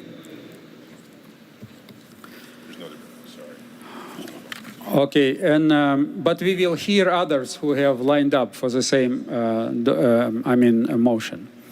In the room, Spanish Zoom room, number 103, Hugo Cos, South American Division, please. Hello, Mr. Chairman. I just want to have a question. My question is the following. Since we have now a youth minister coordinator, my doubt is since at this time, the other places which includes this new minister will be taken out of the board as of their places in the board, as we know, by founder directors or adventures directors. That is my question, Mr. Chairman. All right. Would you like to respond? Sure, Pastor Chair. The recommendation of this brought here is that they would be members of the church board. Of course, the church board needs to be voted by the local church, but this is the recommendation that has been brought to you. If accepted by the body, that will be the guidelines for us to apply in the local church. But still, the local church needs to vote the members of their church board. Thank you. We go to microphone number 2. Janos. Thank you, Chair. In page 85, lines 1 and 2, actually in line 2, there is a text which says that the young adults leader, ambassador leader, pathfinder director, adventure director, and public campus ministries leader are members of the church board representing Adventist youth ministries. I do believe that this is the only single time when any of the departmental leaders are put into the church board to represent something. And I do believe that this is not the idea of the church manual understanding of the church board tasks at all, because the church board should be in charge of the overall church business. They can be the members, but I do think that it would be wise to revise the wording in a way that they are just the church board members, not specifically representing only the youth ministries, but they are the members of the church board. Thank you very much. So all your suggestions that you are making, since we will not vote now and it will be brought back, we will ask them to consider all of this. Thank you very much. I see a point of order on microphone number 3, Magulilo. Oh, thank you, Chairman. I hear some questions. I was part of the team of youth directors who prepared the document, and I see the former youth director, Pastor Gary Branchard, and Pastor Paco, they're on the microphones.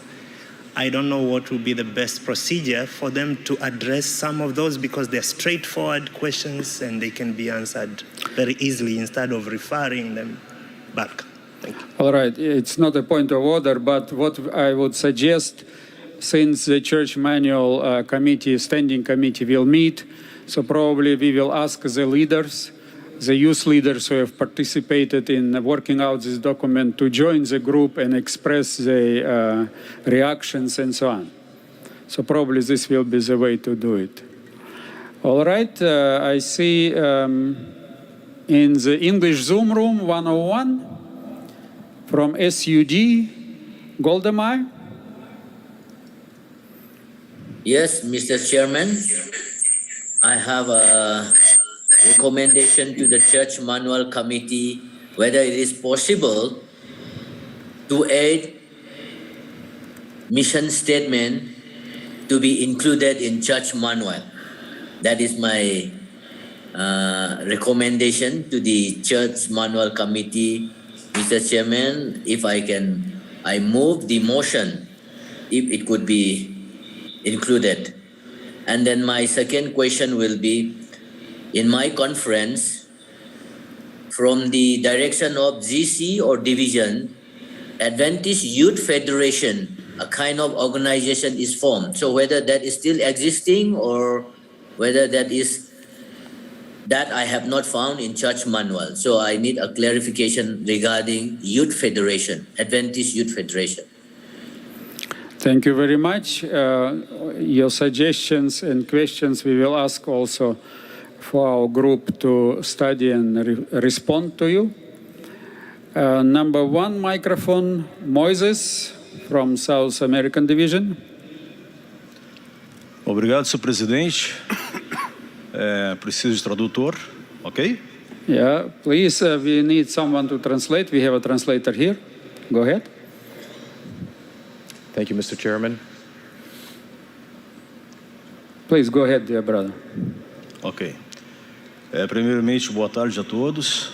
É privilégio para todos nós estarmos aqui nessa reunião especial. First of all, good afternoon to all. It is a privilege to be here before everyone.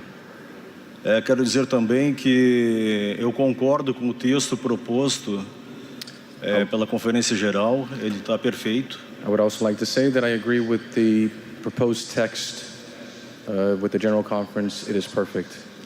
Quero parabenizar a troca de idades, porque nós temos tido dificuldades em nossas igrejas em que os adolescentes não querem passar para os jovens. E com essa troca de idades, me parece que se tornou mais correta. I would like to congratulate on the exchange of age. E por fim, eu gostaria de dar uma sugestão, quem sabe, para a próxima reunião da Conferência Geral. And I would like to possibly give a suggestion for the next General Conference. Tomara a Deus que nós não tenhamos mais nenhum problema com Covid, possamos ter mais tempo para estarmos aqui. Plead to God that we will not have any interferences with COVID, but that we will have time to be here. Pois eu sei que o trabalho que é feito aqui é muito importante na revisão do Manual da Igreja. Because I know that the work being done here is very important with the revision of the church manual. Mas eu gostaria de acrescentar que, se fosse possível num futuro, I would like to add that if it's possible in the future, nós tivéssemos também tempo para discutirmos outros fatos relevantes para a nossa igreja. That we would have time to discuss other relevant facts to our church. Como, por exemplo, por qual motivo nós temos tão pouca representação jovem, não somente aqui, mas nas nossas próprias igrejas. Os jovens estão sumindo das nossas igrejas. What is the reason that we have so little young people being represented not only here but in our churches as well? Quem sabe se a Conferência Geral nos dividisse em pequenos grupos, reunindo várias divisões, nós pudéssemos trocar entre nós aqui experiências daquilo que está dando certo. Who knows if the General Conference divided us in smaller groups so that we could share different experiences. Pois assim nós poderíamos aprender com os outros, sabermos os problemas dos outros e crescermos juntos também. Then we can learn from each other so that we can grow together. Porque eu acredito que todos nós aqui estamos onde as coisas realmente acontecem. Because I believe that all of us here are located where things happen. Gostaria de deixar registrado então o meu pedido e minha sugestão. Muito obrigado e que Deus abençoe todos nós. I would like to leave my request registered, and may God bless you. Thank you very much. We move now to microphone number 4, Darnella from General Conference. Thank you, Mr. Chairman. I would like to have a translator because I'm going to speak in French. So, thank you. But your English is much better than mine. I don't want to misspell something or say something I should not Whatever say. language you feel better, please. All right. Thank you. Je représente, je crois que je suis l'une des plus jeunes déléguées ici et c'est un plaisir pour moi d'être avec vous de cette session. I think I'm the youngest of the delegates here. It's my joy to be here. Et dans mon pays, je suis je suis la directrice principale du club des éclaireurs de mon église. I'm in charge of the adventurers for my local church. Or des éclaireurs, Pathfinders. Pathfinders. Yeah. Et j'ai vu de ce que notre frère vient de lire que les jeunes, nous avons pour mission le discipulat. We have seen that the youth club has the task to disciple our young people. Et ce que je demanderais, c'est aussi petit que les éclaireurs ou les jeunes seraient, est-ce que ça ne serait pas possible d'avoir des prérequis pour les jeunes qui aimeraient entrer dans une école de missionnaires volontaires? I would ask that we have some prerequisites for those who want to enter in a special class. Et parce que le discipulat peut aussi mener les jeunes à aller faire des missions, bien que dans notre pays n'a pas encore une école de missionnaires volontaires, mais on pourrait avoir des prérequis pour aider les jeunes à savoir un peu plus sur ce qui est les missionnaires volontaires et ainsi remplir leur mission de discipulat. Merci. If we can train the young people for them to become missionaries after the program. Thank you very much. Thank you. We go now to microphone number 4, Gary Blanchard, General Conference. Yeah, thank you, Mr. Chairman. I just wanted to share there's an amazing story in Acts chapter 20 about a little boy that falls asleep up on a 3-story window and falls down to his death. And the million-dollar question when you read that story is why nobody offered that young boy a seat. If they had offered him a seat, he wouldn't have fallen out the window. He had to sit on the windowsill, and as a result, lost his life. Thank God he was raised from the dead. But what's amazing about this church manual, this section on youth ministry, is it is a clarion call to every pastor and administrator around the world to invite young people to the seat, to invite them to come and sit around the board and be. There's 5 positions now at the local church that young people can serve on. That's revolutionary. And I hope everybody's listening, because you now have permission through the manual to bring young people around the table in youth leadership. Mr. Chairman, do you want me to answer the question regarding the plus, or do you want me to leave that one alone, Pastor Arthur? Well, I think this will be discussed if you will be so kind and join the group. Okay. Because I have, misheard my dear brother who moved. And so I have to repent in, ashes. And this is why even your explanation will not save us. So we need the brother to come and speak. Thank you, Mr. Chairman. Thank you. All right, next is microphone number 7 on Paco. Thank you, General Mr. Conference. Yeah. Thank you, Mr. Chairman. I'm very excited about the changes that are being brought to the youth section of the church manual. I think this will add decorum and cohesion to the operations of youth ministry at the local church, where the work needs to happen. And I want to point out that youth ministry is not a babysitting ministry or program. It is there to help people, young people, get into the work, to be discipled, to embrace the mission and be sent out. And so this is why we need to fast forward their transition into adulthood and get them to work for the Lord, as we all believe that the youth will finish the work. And so the more we cut the age to lower ages, the more we can fast forward this process. And for PCM, this is a ministry to public campus ministry. This is a ministry for students in public campus. And it is not only for students, it is also for staff. And that's why we have to add the plus to that age classification. Thank you, Mr. Chairman. Thank you very much. We go to microphone number 7, David Trim, General Conference. Brother Chairman, I move to call the previous question. Thank you for helping the chair. Let's go to our election body and vote the previous question. Yes? Just as a reminder, this is just a cease debate. We will not vote. You'll see we fixed the ballot and the thing. So it's open now, Mr. Chairman, 3 minutes.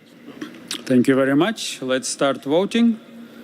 And as it was said, we are only voting to stop the debate. And the actual issue will be brought back, and we ask our brother who made actually the motion, if you would like to come to the meeting and maybe to express it more clearly.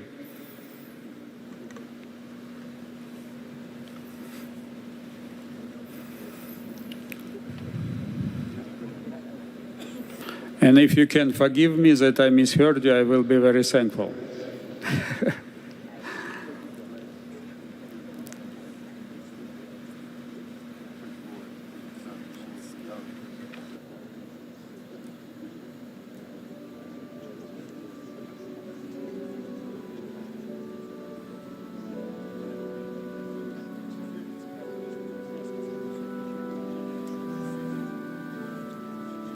Well, maybe it's really time to stand up.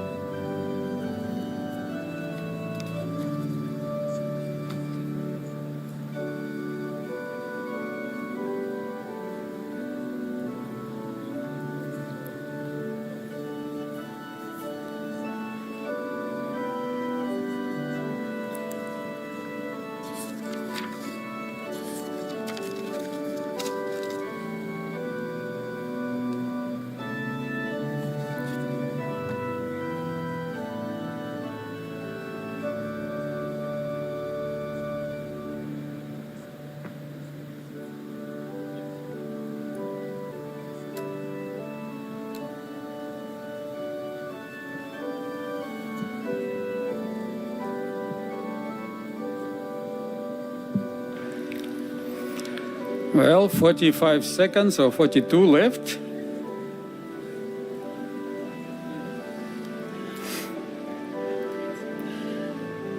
Mr. Chairman, 1,300 people have voted. All right, we will give few seconds.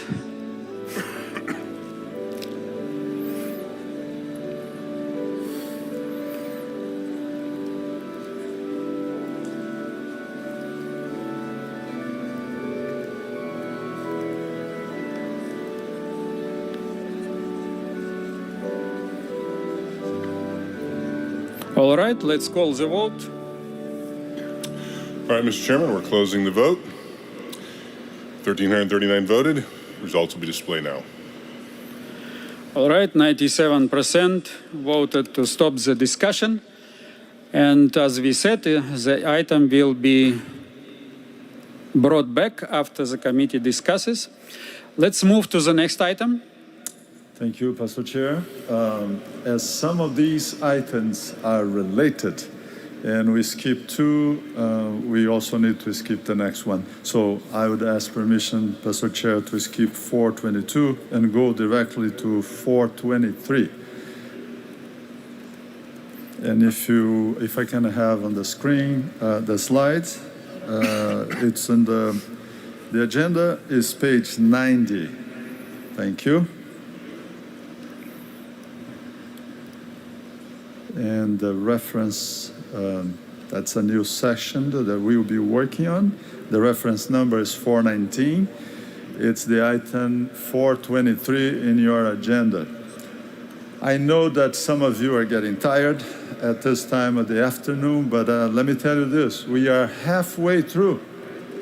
And it looks like we may be able to make it until tomorrow noon, because we'll meet to review those who will refer back to the committee tomorrow during lunchtime. So let's go back again to item number 423. This is a very simple item, and hopefully it will be easy for you to understand the need that it is presented. The rationale behind this, the amendment adds a direct quotation from the referenced text. So it's a Bible text that was quoted in the church manual, but we didn't have the full Bible text. And now we are recommending that we add the full text of Galatians 3, verse 28. There is neither Jew nor Greek, there is neither slave nor free, there is neither male or female, for you are all one in Christ Jesus. So we are bringing to you this full text of Galatians 3, verse 28, to be included in the text in the section No Wall of Partition. I move, Pastor Chair. All right, it has been moved. Is there a second? Oh, yes, thank you very much. Let's now see if there is someone who wishes to speak. There is no one in the queue, no one on Zoom. Let's proceed to vote. All right, Mr. Chairman, we are opening up the ballot as we speak. Individuals should be able to vote here momentarily.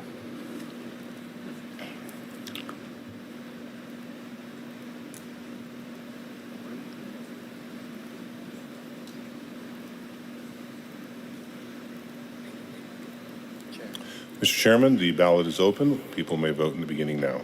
All right, let's vote and submit.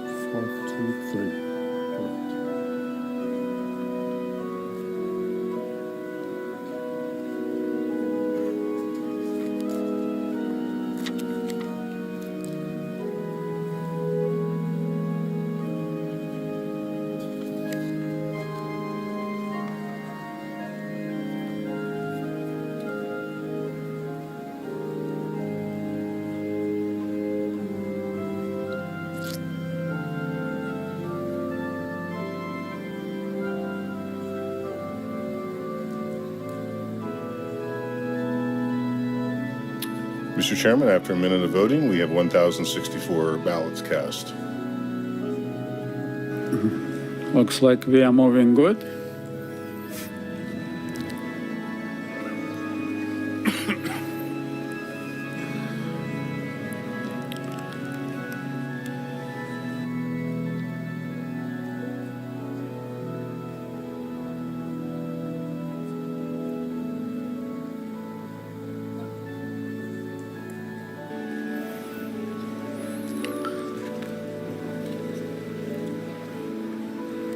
All right, half time passed. How many have voted? Mr. Chairman, we now have 1,209 ballots cast. All right, we'll wait a little longer.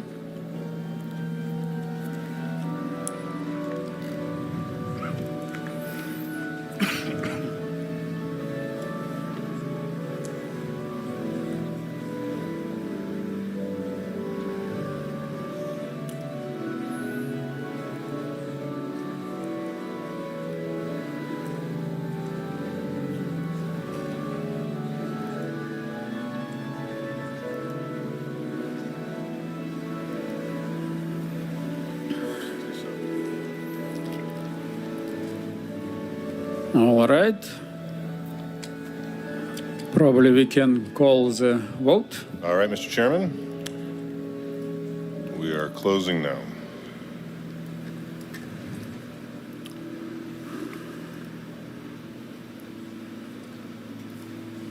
Mr. Chairman, 1,285 cast ballots. We'll see the results now. All right, strong support. Thank you. It is carried. Next item. Very well, Pastor Chair. Let's go to number 424. We are dealing now with area of membership record, and this is the reference number. Let me put on the screen here, 401-22, membership record. The rationale behind this recommendation is this amendment removes the confusing term retired membership list and clarifies that there should only be one membership record. I believe this is clear, but I'm going to restate or paraphrase. We have just one list with the records of the church members. And to clarify this possible confusion in some areas, this is the amendment for Chapter 6 in the area of membership, page 55 in the church manual. Membership record. The church should have one current, regularly updated membership record. Names are added or removed only on the vote of the church at death or at the member's request. I move, Pastor Chair. All right, it has been moved. Is there a second? Yes, a number of seconds. Thank you very much. I see a point of order. Microphone number 5. Yes, thank you, Brother Chairman. I just want to make a general observation. But we... Twice, somebody has called to the previous question in order to cease the debate. I don't want to leave here with the impression that sometimes we don't want to have the debates. I know time is moving on and we need time to deal with all the important matters, but it was obvious that each time it was somebody from the GC. So I feel a bit uncomfortable, and I don't want you neither to feel uncomfortable, because if somebody from the GC supports the chair like that, maybe somebody could have the impression that you don't want us to debate.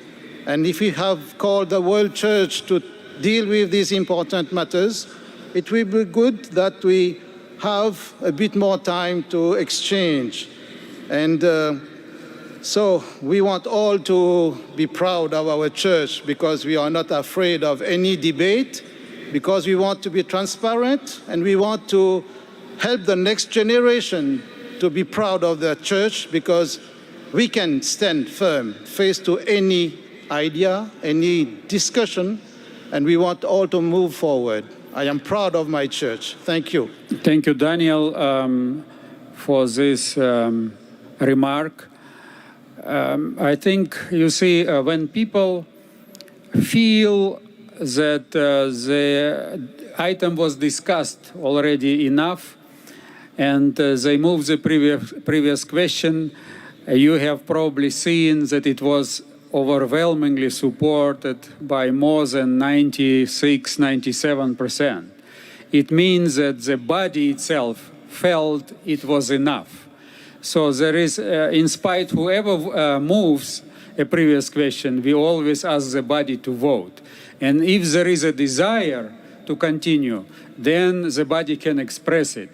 But we also don't want that a small group can keep the majority, clear majority, you know, so to speak, handicapped.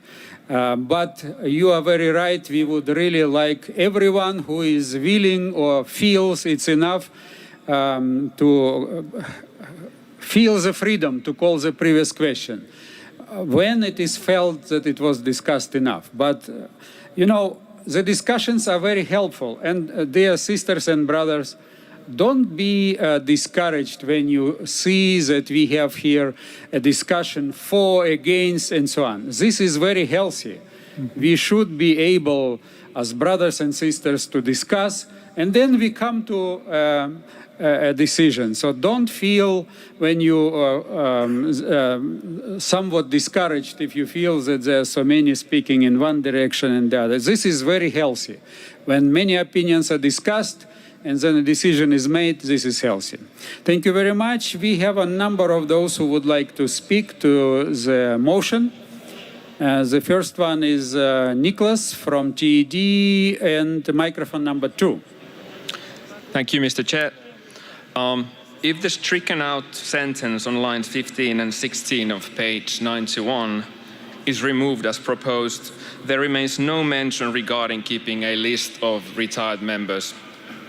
If I understand correctly, the amended first sentence on lines 13 and 14 is trying to say that there should be one and only one membership record, which also includes necessary information on retired members, but excludes a separate list of such members.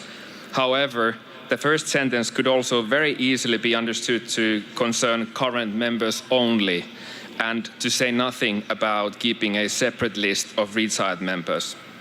Thus, there is a real risk that some or many churches understand the amendment to indicate that keeping of such lists is no longer forbidden or discouraged. Currently, the church manual clearly forbids such lists, but if that clause is not merely edited but completely removed, we are at least inadvertently sending the message that such lists are now allowed. At least for the unions operating inside the European Union, data privacy is one of the most important compliance issues. We need to minimize the amount of unnecessary personal information that is circulating inside the church. And I would appreciate any support the church manual can offer in governing the local churches regarding this. In my opinion, even the current version is less problematic and more helpful than the proposed one.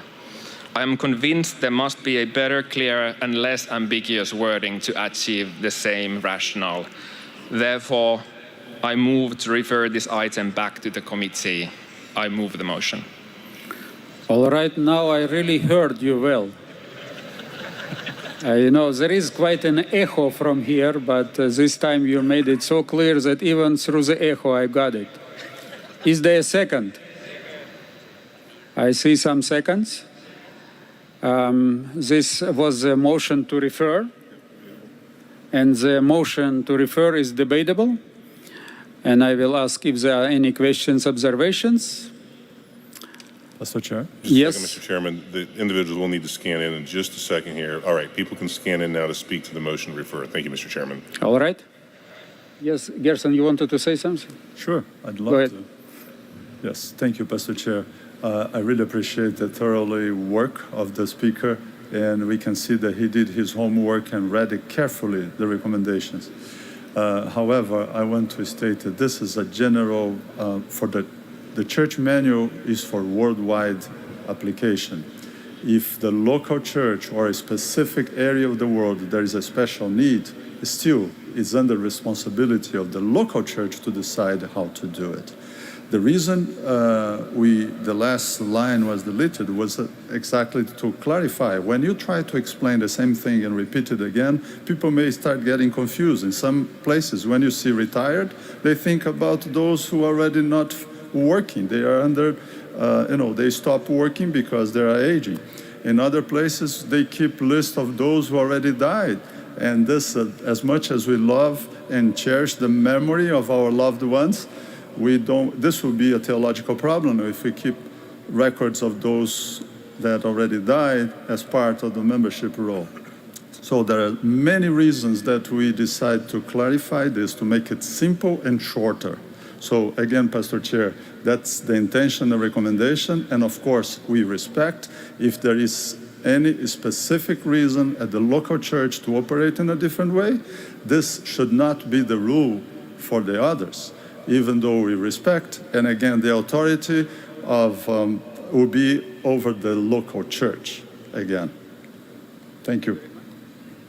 Thank you very much. I don't see anyone wishing to speak. Then we will proceed to vote. And the motion was to refer it to the committee. If you're in favor, you vote yes. If you are against it, you vote no. Please let us proceed. All right, Mr. Chairman, we are opening up the ballot. It takes just a little bit to create that, and it'll hopefully be open here momentarily. All right.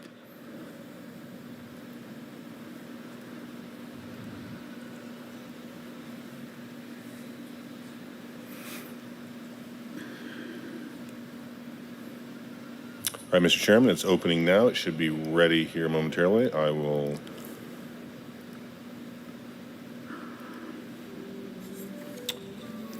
All right. All right, Mr. Chairman, it's open. It's open. Let us vote. If you would like to refer it back, you vote yes. If you would like not to refer it, you vote no. And don't forget to submit it.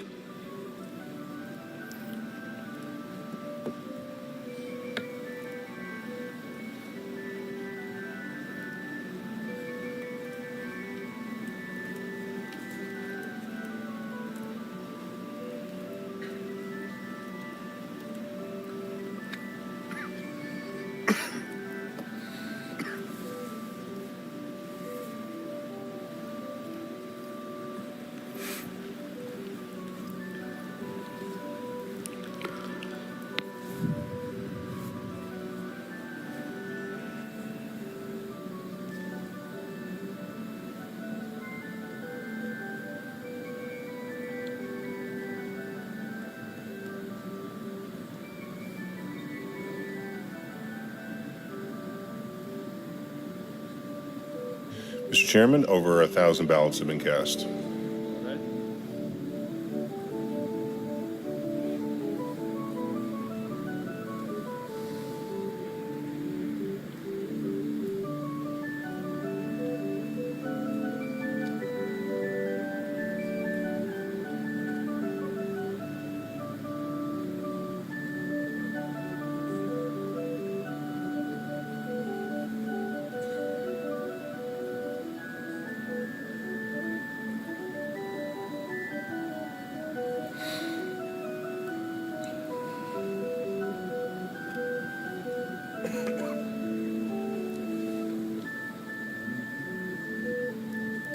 Mr. Chairman, we are up to 1,236 ballots being cast. We are doing well. We see a progress in the speed of voting.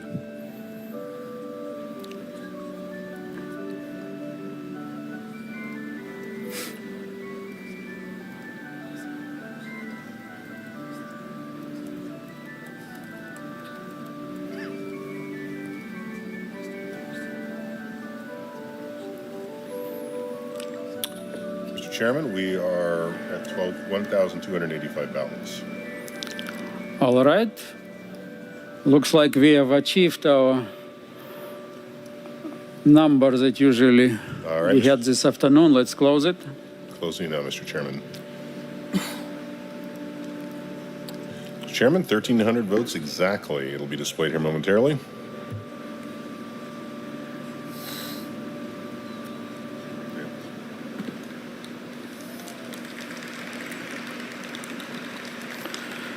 Well, the motion looks like fails. We continue the discussion. Neji Ouni, microphone number 3.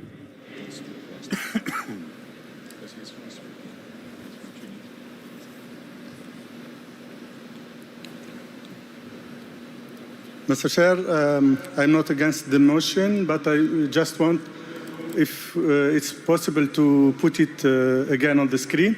All right, let us ask to put the motion on the screen. You mean the main motion, right? Yes, please. No, sorry. I mean the paragraph that we need. Oh, all right, yeah. All right. I think in membership record, the church should have one current regularly updated membership record. Names are added or removed only on the vote of the church at death or at the membership request. I think we should change a little bit the wording of this phrase. We should say names are added or removed only on the vote of the church at the membership request or at death. I don't know if you see what I mean. Because when we say in this way that removed only at the vote or the church or at death, at the member's request, a dead person cannot request. Yes. Here is a O at the member's request, so a living one. Either when he is dead, then it is removed, or when he is living but requests to be removed. Yeah, that's why I see it should be, we should advance the other one before the second one. We reverse them. Okay, Gerson, thank you very much. I think this is a good idea. However, this is why we have a comma there, Pastor Chair. We have actually 3 categories. One, delete the name because it was voted by the church. A second category, if someone passed away. And a third category will be if a member's request to take his name out. So we are talking about 3 different categories, and this is why we have comma after each one of them. Thank you very much. We go to microphone number 7, Gerard Fundel.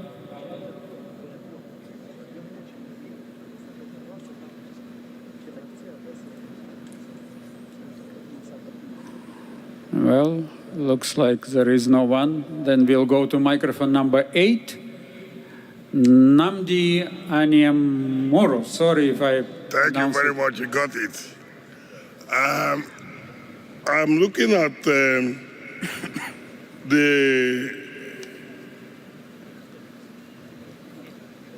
area of removal of membership or name from the membership of the church. One is at death, one is at request. And I have to ask, what happens when somebody is disciplined up to this membership? Will the name still remain there or is it removed? Then I can, after that question is answered, then I can make my own comment. What happens when a member is disciplined by removal of membership? All right, Gerson, can you respond? Sure, I'd love to. Thank you. I believe the previous speaker is referring to the first category that we have there in the list. That's the vote of the church. As different levels of disciplinary actions, the last resource is to take the name out of the membership. And that's what is listed here. Remove the name on the vote of the church. I believe that's what the speaker is referring to. All right. Thank you very much. By that, the the sentence there should be looked at and see how it can be better clarified by adding that as to when one is disciplined by dismembership. Because an aspect of removal of membership, if the other person died, or he has requested for the membership to take up to another church, or that the person has been disciplined by dismembership, and so submitted. Thank you very much. Gerson? I'm taking notes of Okay, observation. you're taking Thank notes. You. Thank you very much. Thank you, appreciate it. Next item microphone number 6, Abelardo Rivas. Thank you, Mr. Chairman. Mine is more like a suggestion for the order, not really to the motion. So can I say that now or later? It doesn't relate to motion? No, it doesn't relate to the motion. It's more like a rules of order. Okay, then let us take care of the motion, and then if you could stay by, okay? Okay, no problem. Thank you. Microphone number 5, John Page, NID. Mr. Chairman, I would like to move the previous question. Thank you. A previous question is called. Is there a second? I see a number of seconds. Thank you very much. Let's go to vote. All right, Mr. Chairman, we will open that ballot here momentarily. Thank you very much.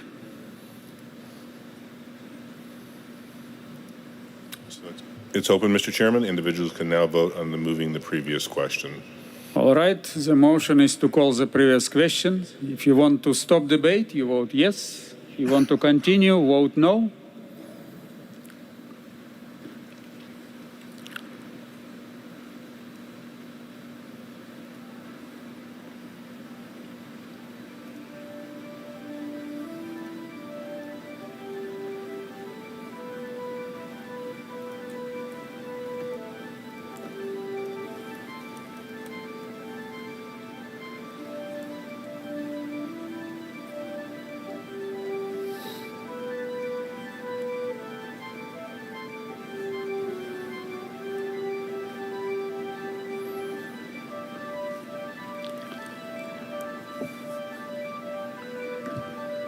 And this will be the final action before we stop our decision making in this afternoon. We will continue after the dinner at 7 o'clock, but we will start at 7 with worship. So at 7 o'clock, 7 p.m., we will start with a devotional.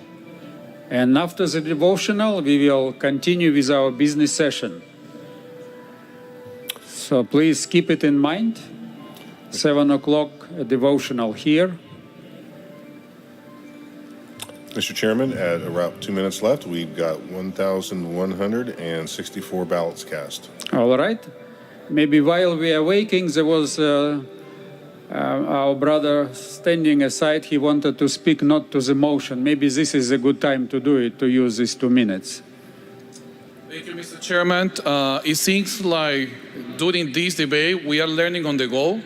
So there's been a lot of confusion about how to make a point of order, how to make a motion. My suggestion is if we can actually start this meeting with some kind of training in how to conduct the conversation so we can use better effective way of the time that we have instead of just learning on the go. So probably some example of how to make a point of order, what is a point of order, how to make a motion, how to make a move, the phraseology that we need to use.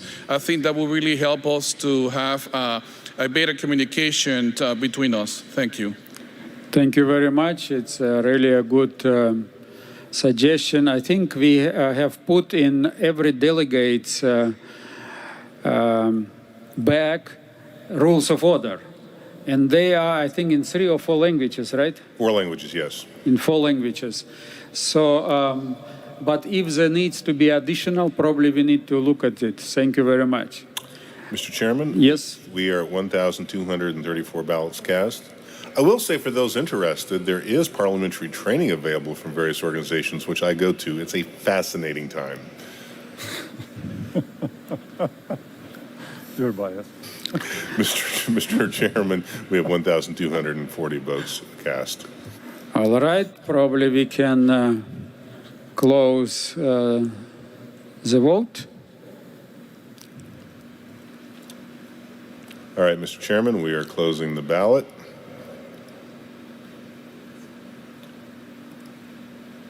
And looks like 1,250 people voted. There's the results.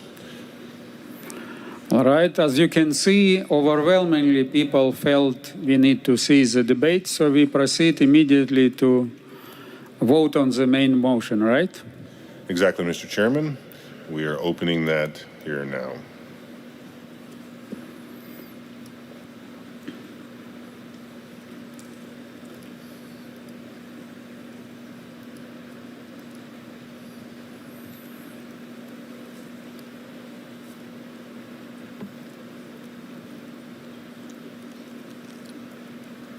All right, Mr. Chairman, voting on the main motion is now available for all delegates. All right, let us vote for the motion.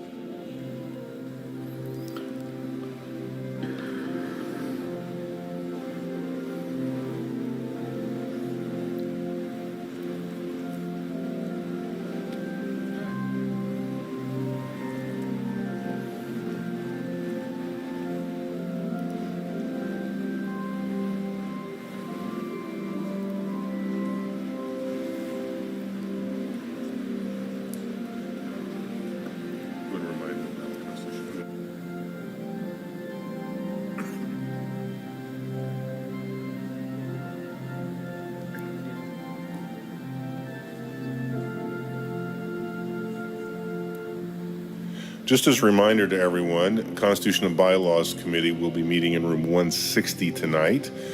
So if there was any items there, please meet there for those items that were referred. So room 160 tonight, during supper. All right. Mr. Chairman, we are up to over 1,000 ballots so far. Very good.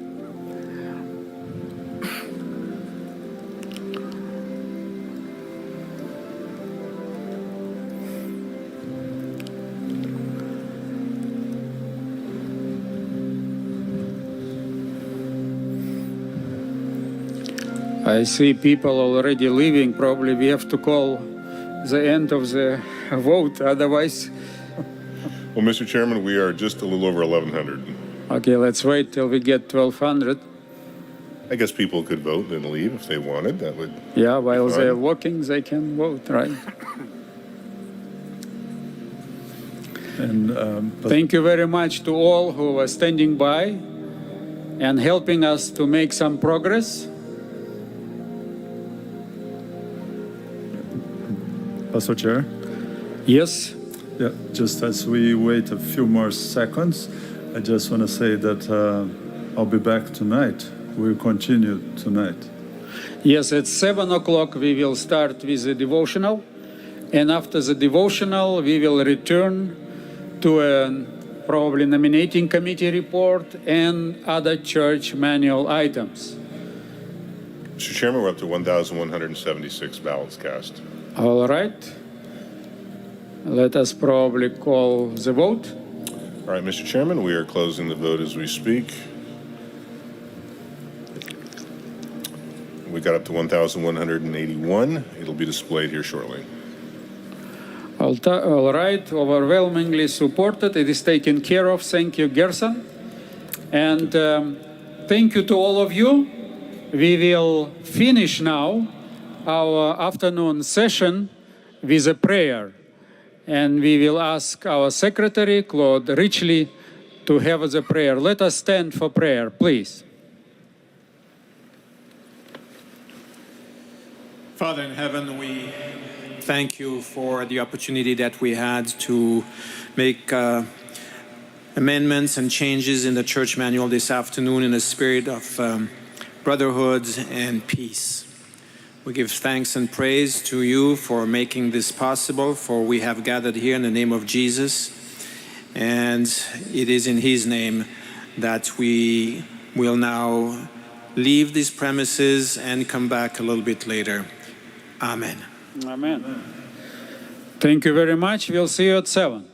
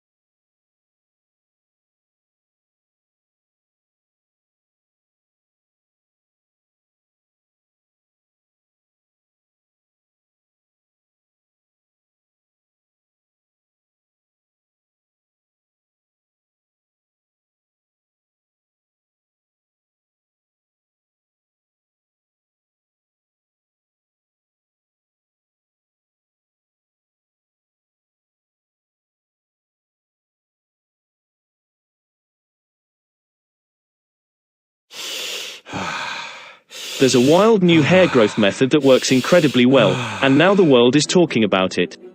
If you suffer from hair loss, receding, thinning, or bald spots, you have to see this. Hair loss has nothing to do with your age, genes, or lifestyle, but instead with a peculiar and well-hidden process happening inside your body right now. A world-renowned doctor has just revealed a secret system so powerful, it cancels the thinning process, restores follicles, and turbo boosts the growth of all your hair, while protecting your scalp, skin, nails, and overall health. Studies by Dr. Casey from Harvard University have shown 100% of the participants in his most recent study regrew all their hair in just weeks. Regain that healthy, youthful look and confidence without spending a dime on dangerous drugs, life-threatening hair transplants, or useless shampoos. This method is so incredible, it has been clinically proven to work on absolutely anyone who struggles with losing their hair, no matter if you're in your early 20s or your late 80s, no matter how long you've been struggling with hair loss. Over 167,000 people have regrown 100% of their hair using this all-natural hair growth secret. This all-natural system goes to work on the real biological root cause of hair loss. Just take 10 seconds a day with this secret all-natural system, and watch as your hair fully regrows in a matter of weeks. Imagine never having that awful feeling every time you comb your hair, and seeing your hairs being captured in your comb, no matter what you do. Or imagine shocking people when they think you're 10 or 20 years younger. The hair loss and beauty industries are scrambling to keep this secret from the public. Join the other 167,000 people, who now have a healthy full head of hair and a new lease on life. Stop wasting years and your hard-earned money on dangerous medications, irritating creams and shampoos, or expensive surgeries. Click the blue button below and regrow every single follicle you've ever lost.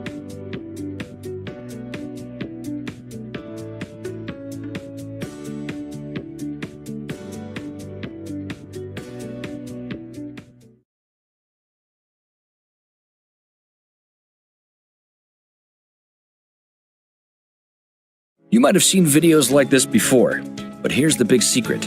Anyone can make one of these videos in a few minutes. You might think you need a professional animator or to learn some fancy editing program, but that's not the case. In fact, we know you can make a professional video just like this, even if you've never made a single video before. Let's find out how. Hi, I'm Brett Callen, and in this video, I'm going to show you how anyone can quickly and easily create doodle videos, just like the one you're watching right now, using Doodly, our drag-and-drop doodle software that allows anyone, regardless of tech skills, to create highly engaging professional doodle videos in a matter of minutes. Because doodle videos are fun and engaging, they can get you more clicks, likes, shares, and most importantly sales than any other type of video. Which is why Doodly is now the video tool of choice for over 150,000 businesses all over the world, in virtually every industry and profession that you can imagine. Doodle videos are perfect for marketing, teaching, fundraising, personal use, and even inspiring others. You'll notice that you can choose the style of your video, selecting from whiteboard, blackboard, greenboard, glassboard, and for more advanced users, you can even use a green screen background. In this example, let's create a nice looking whiteboard doodle video. First, I'll add a headline to get people's attention, then center it before adding a character. I like this one. And while I'm at it, I'm going to go ahead and add a prop too. I'll resize everything and voila, we have Steve reading a book on his chair. Doodly allows you to customize your video with real hands, cartoon hands, or none at all, seeing transitions with even camera panning, and our Smart Erase mode to provide the realistic feel that you're looking for. Plus, you can even record a voiceover directly inside Doodly or add background music by simply choosing from our huge royalty-free music library. The going rate for professional doodle video creation is anywhere from $1,000 to $3,000 to have someone make a video similar to the one that I just showed you. But with Doodly, anyone can create a doodle video regardless of tech skills and experience, meaning you can make dozens of doodle videos without paying ridiculously high fees to professional design firms. If you were to visit the Doodly.com homepage right now, you'd see the regular price for Doodly is an ongoing monthly payment, which adds up to $468 per year. But since you've landed on this promotion page, you can get your copy of Doodly right now for a one-time $67 payment. No monthly fees forever. And you'll even have access to all the free feature updates we offer our Doodly users, which is typically once every week.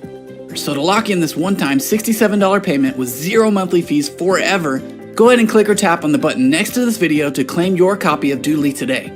And we look forward to welcoming you to the Doodly family.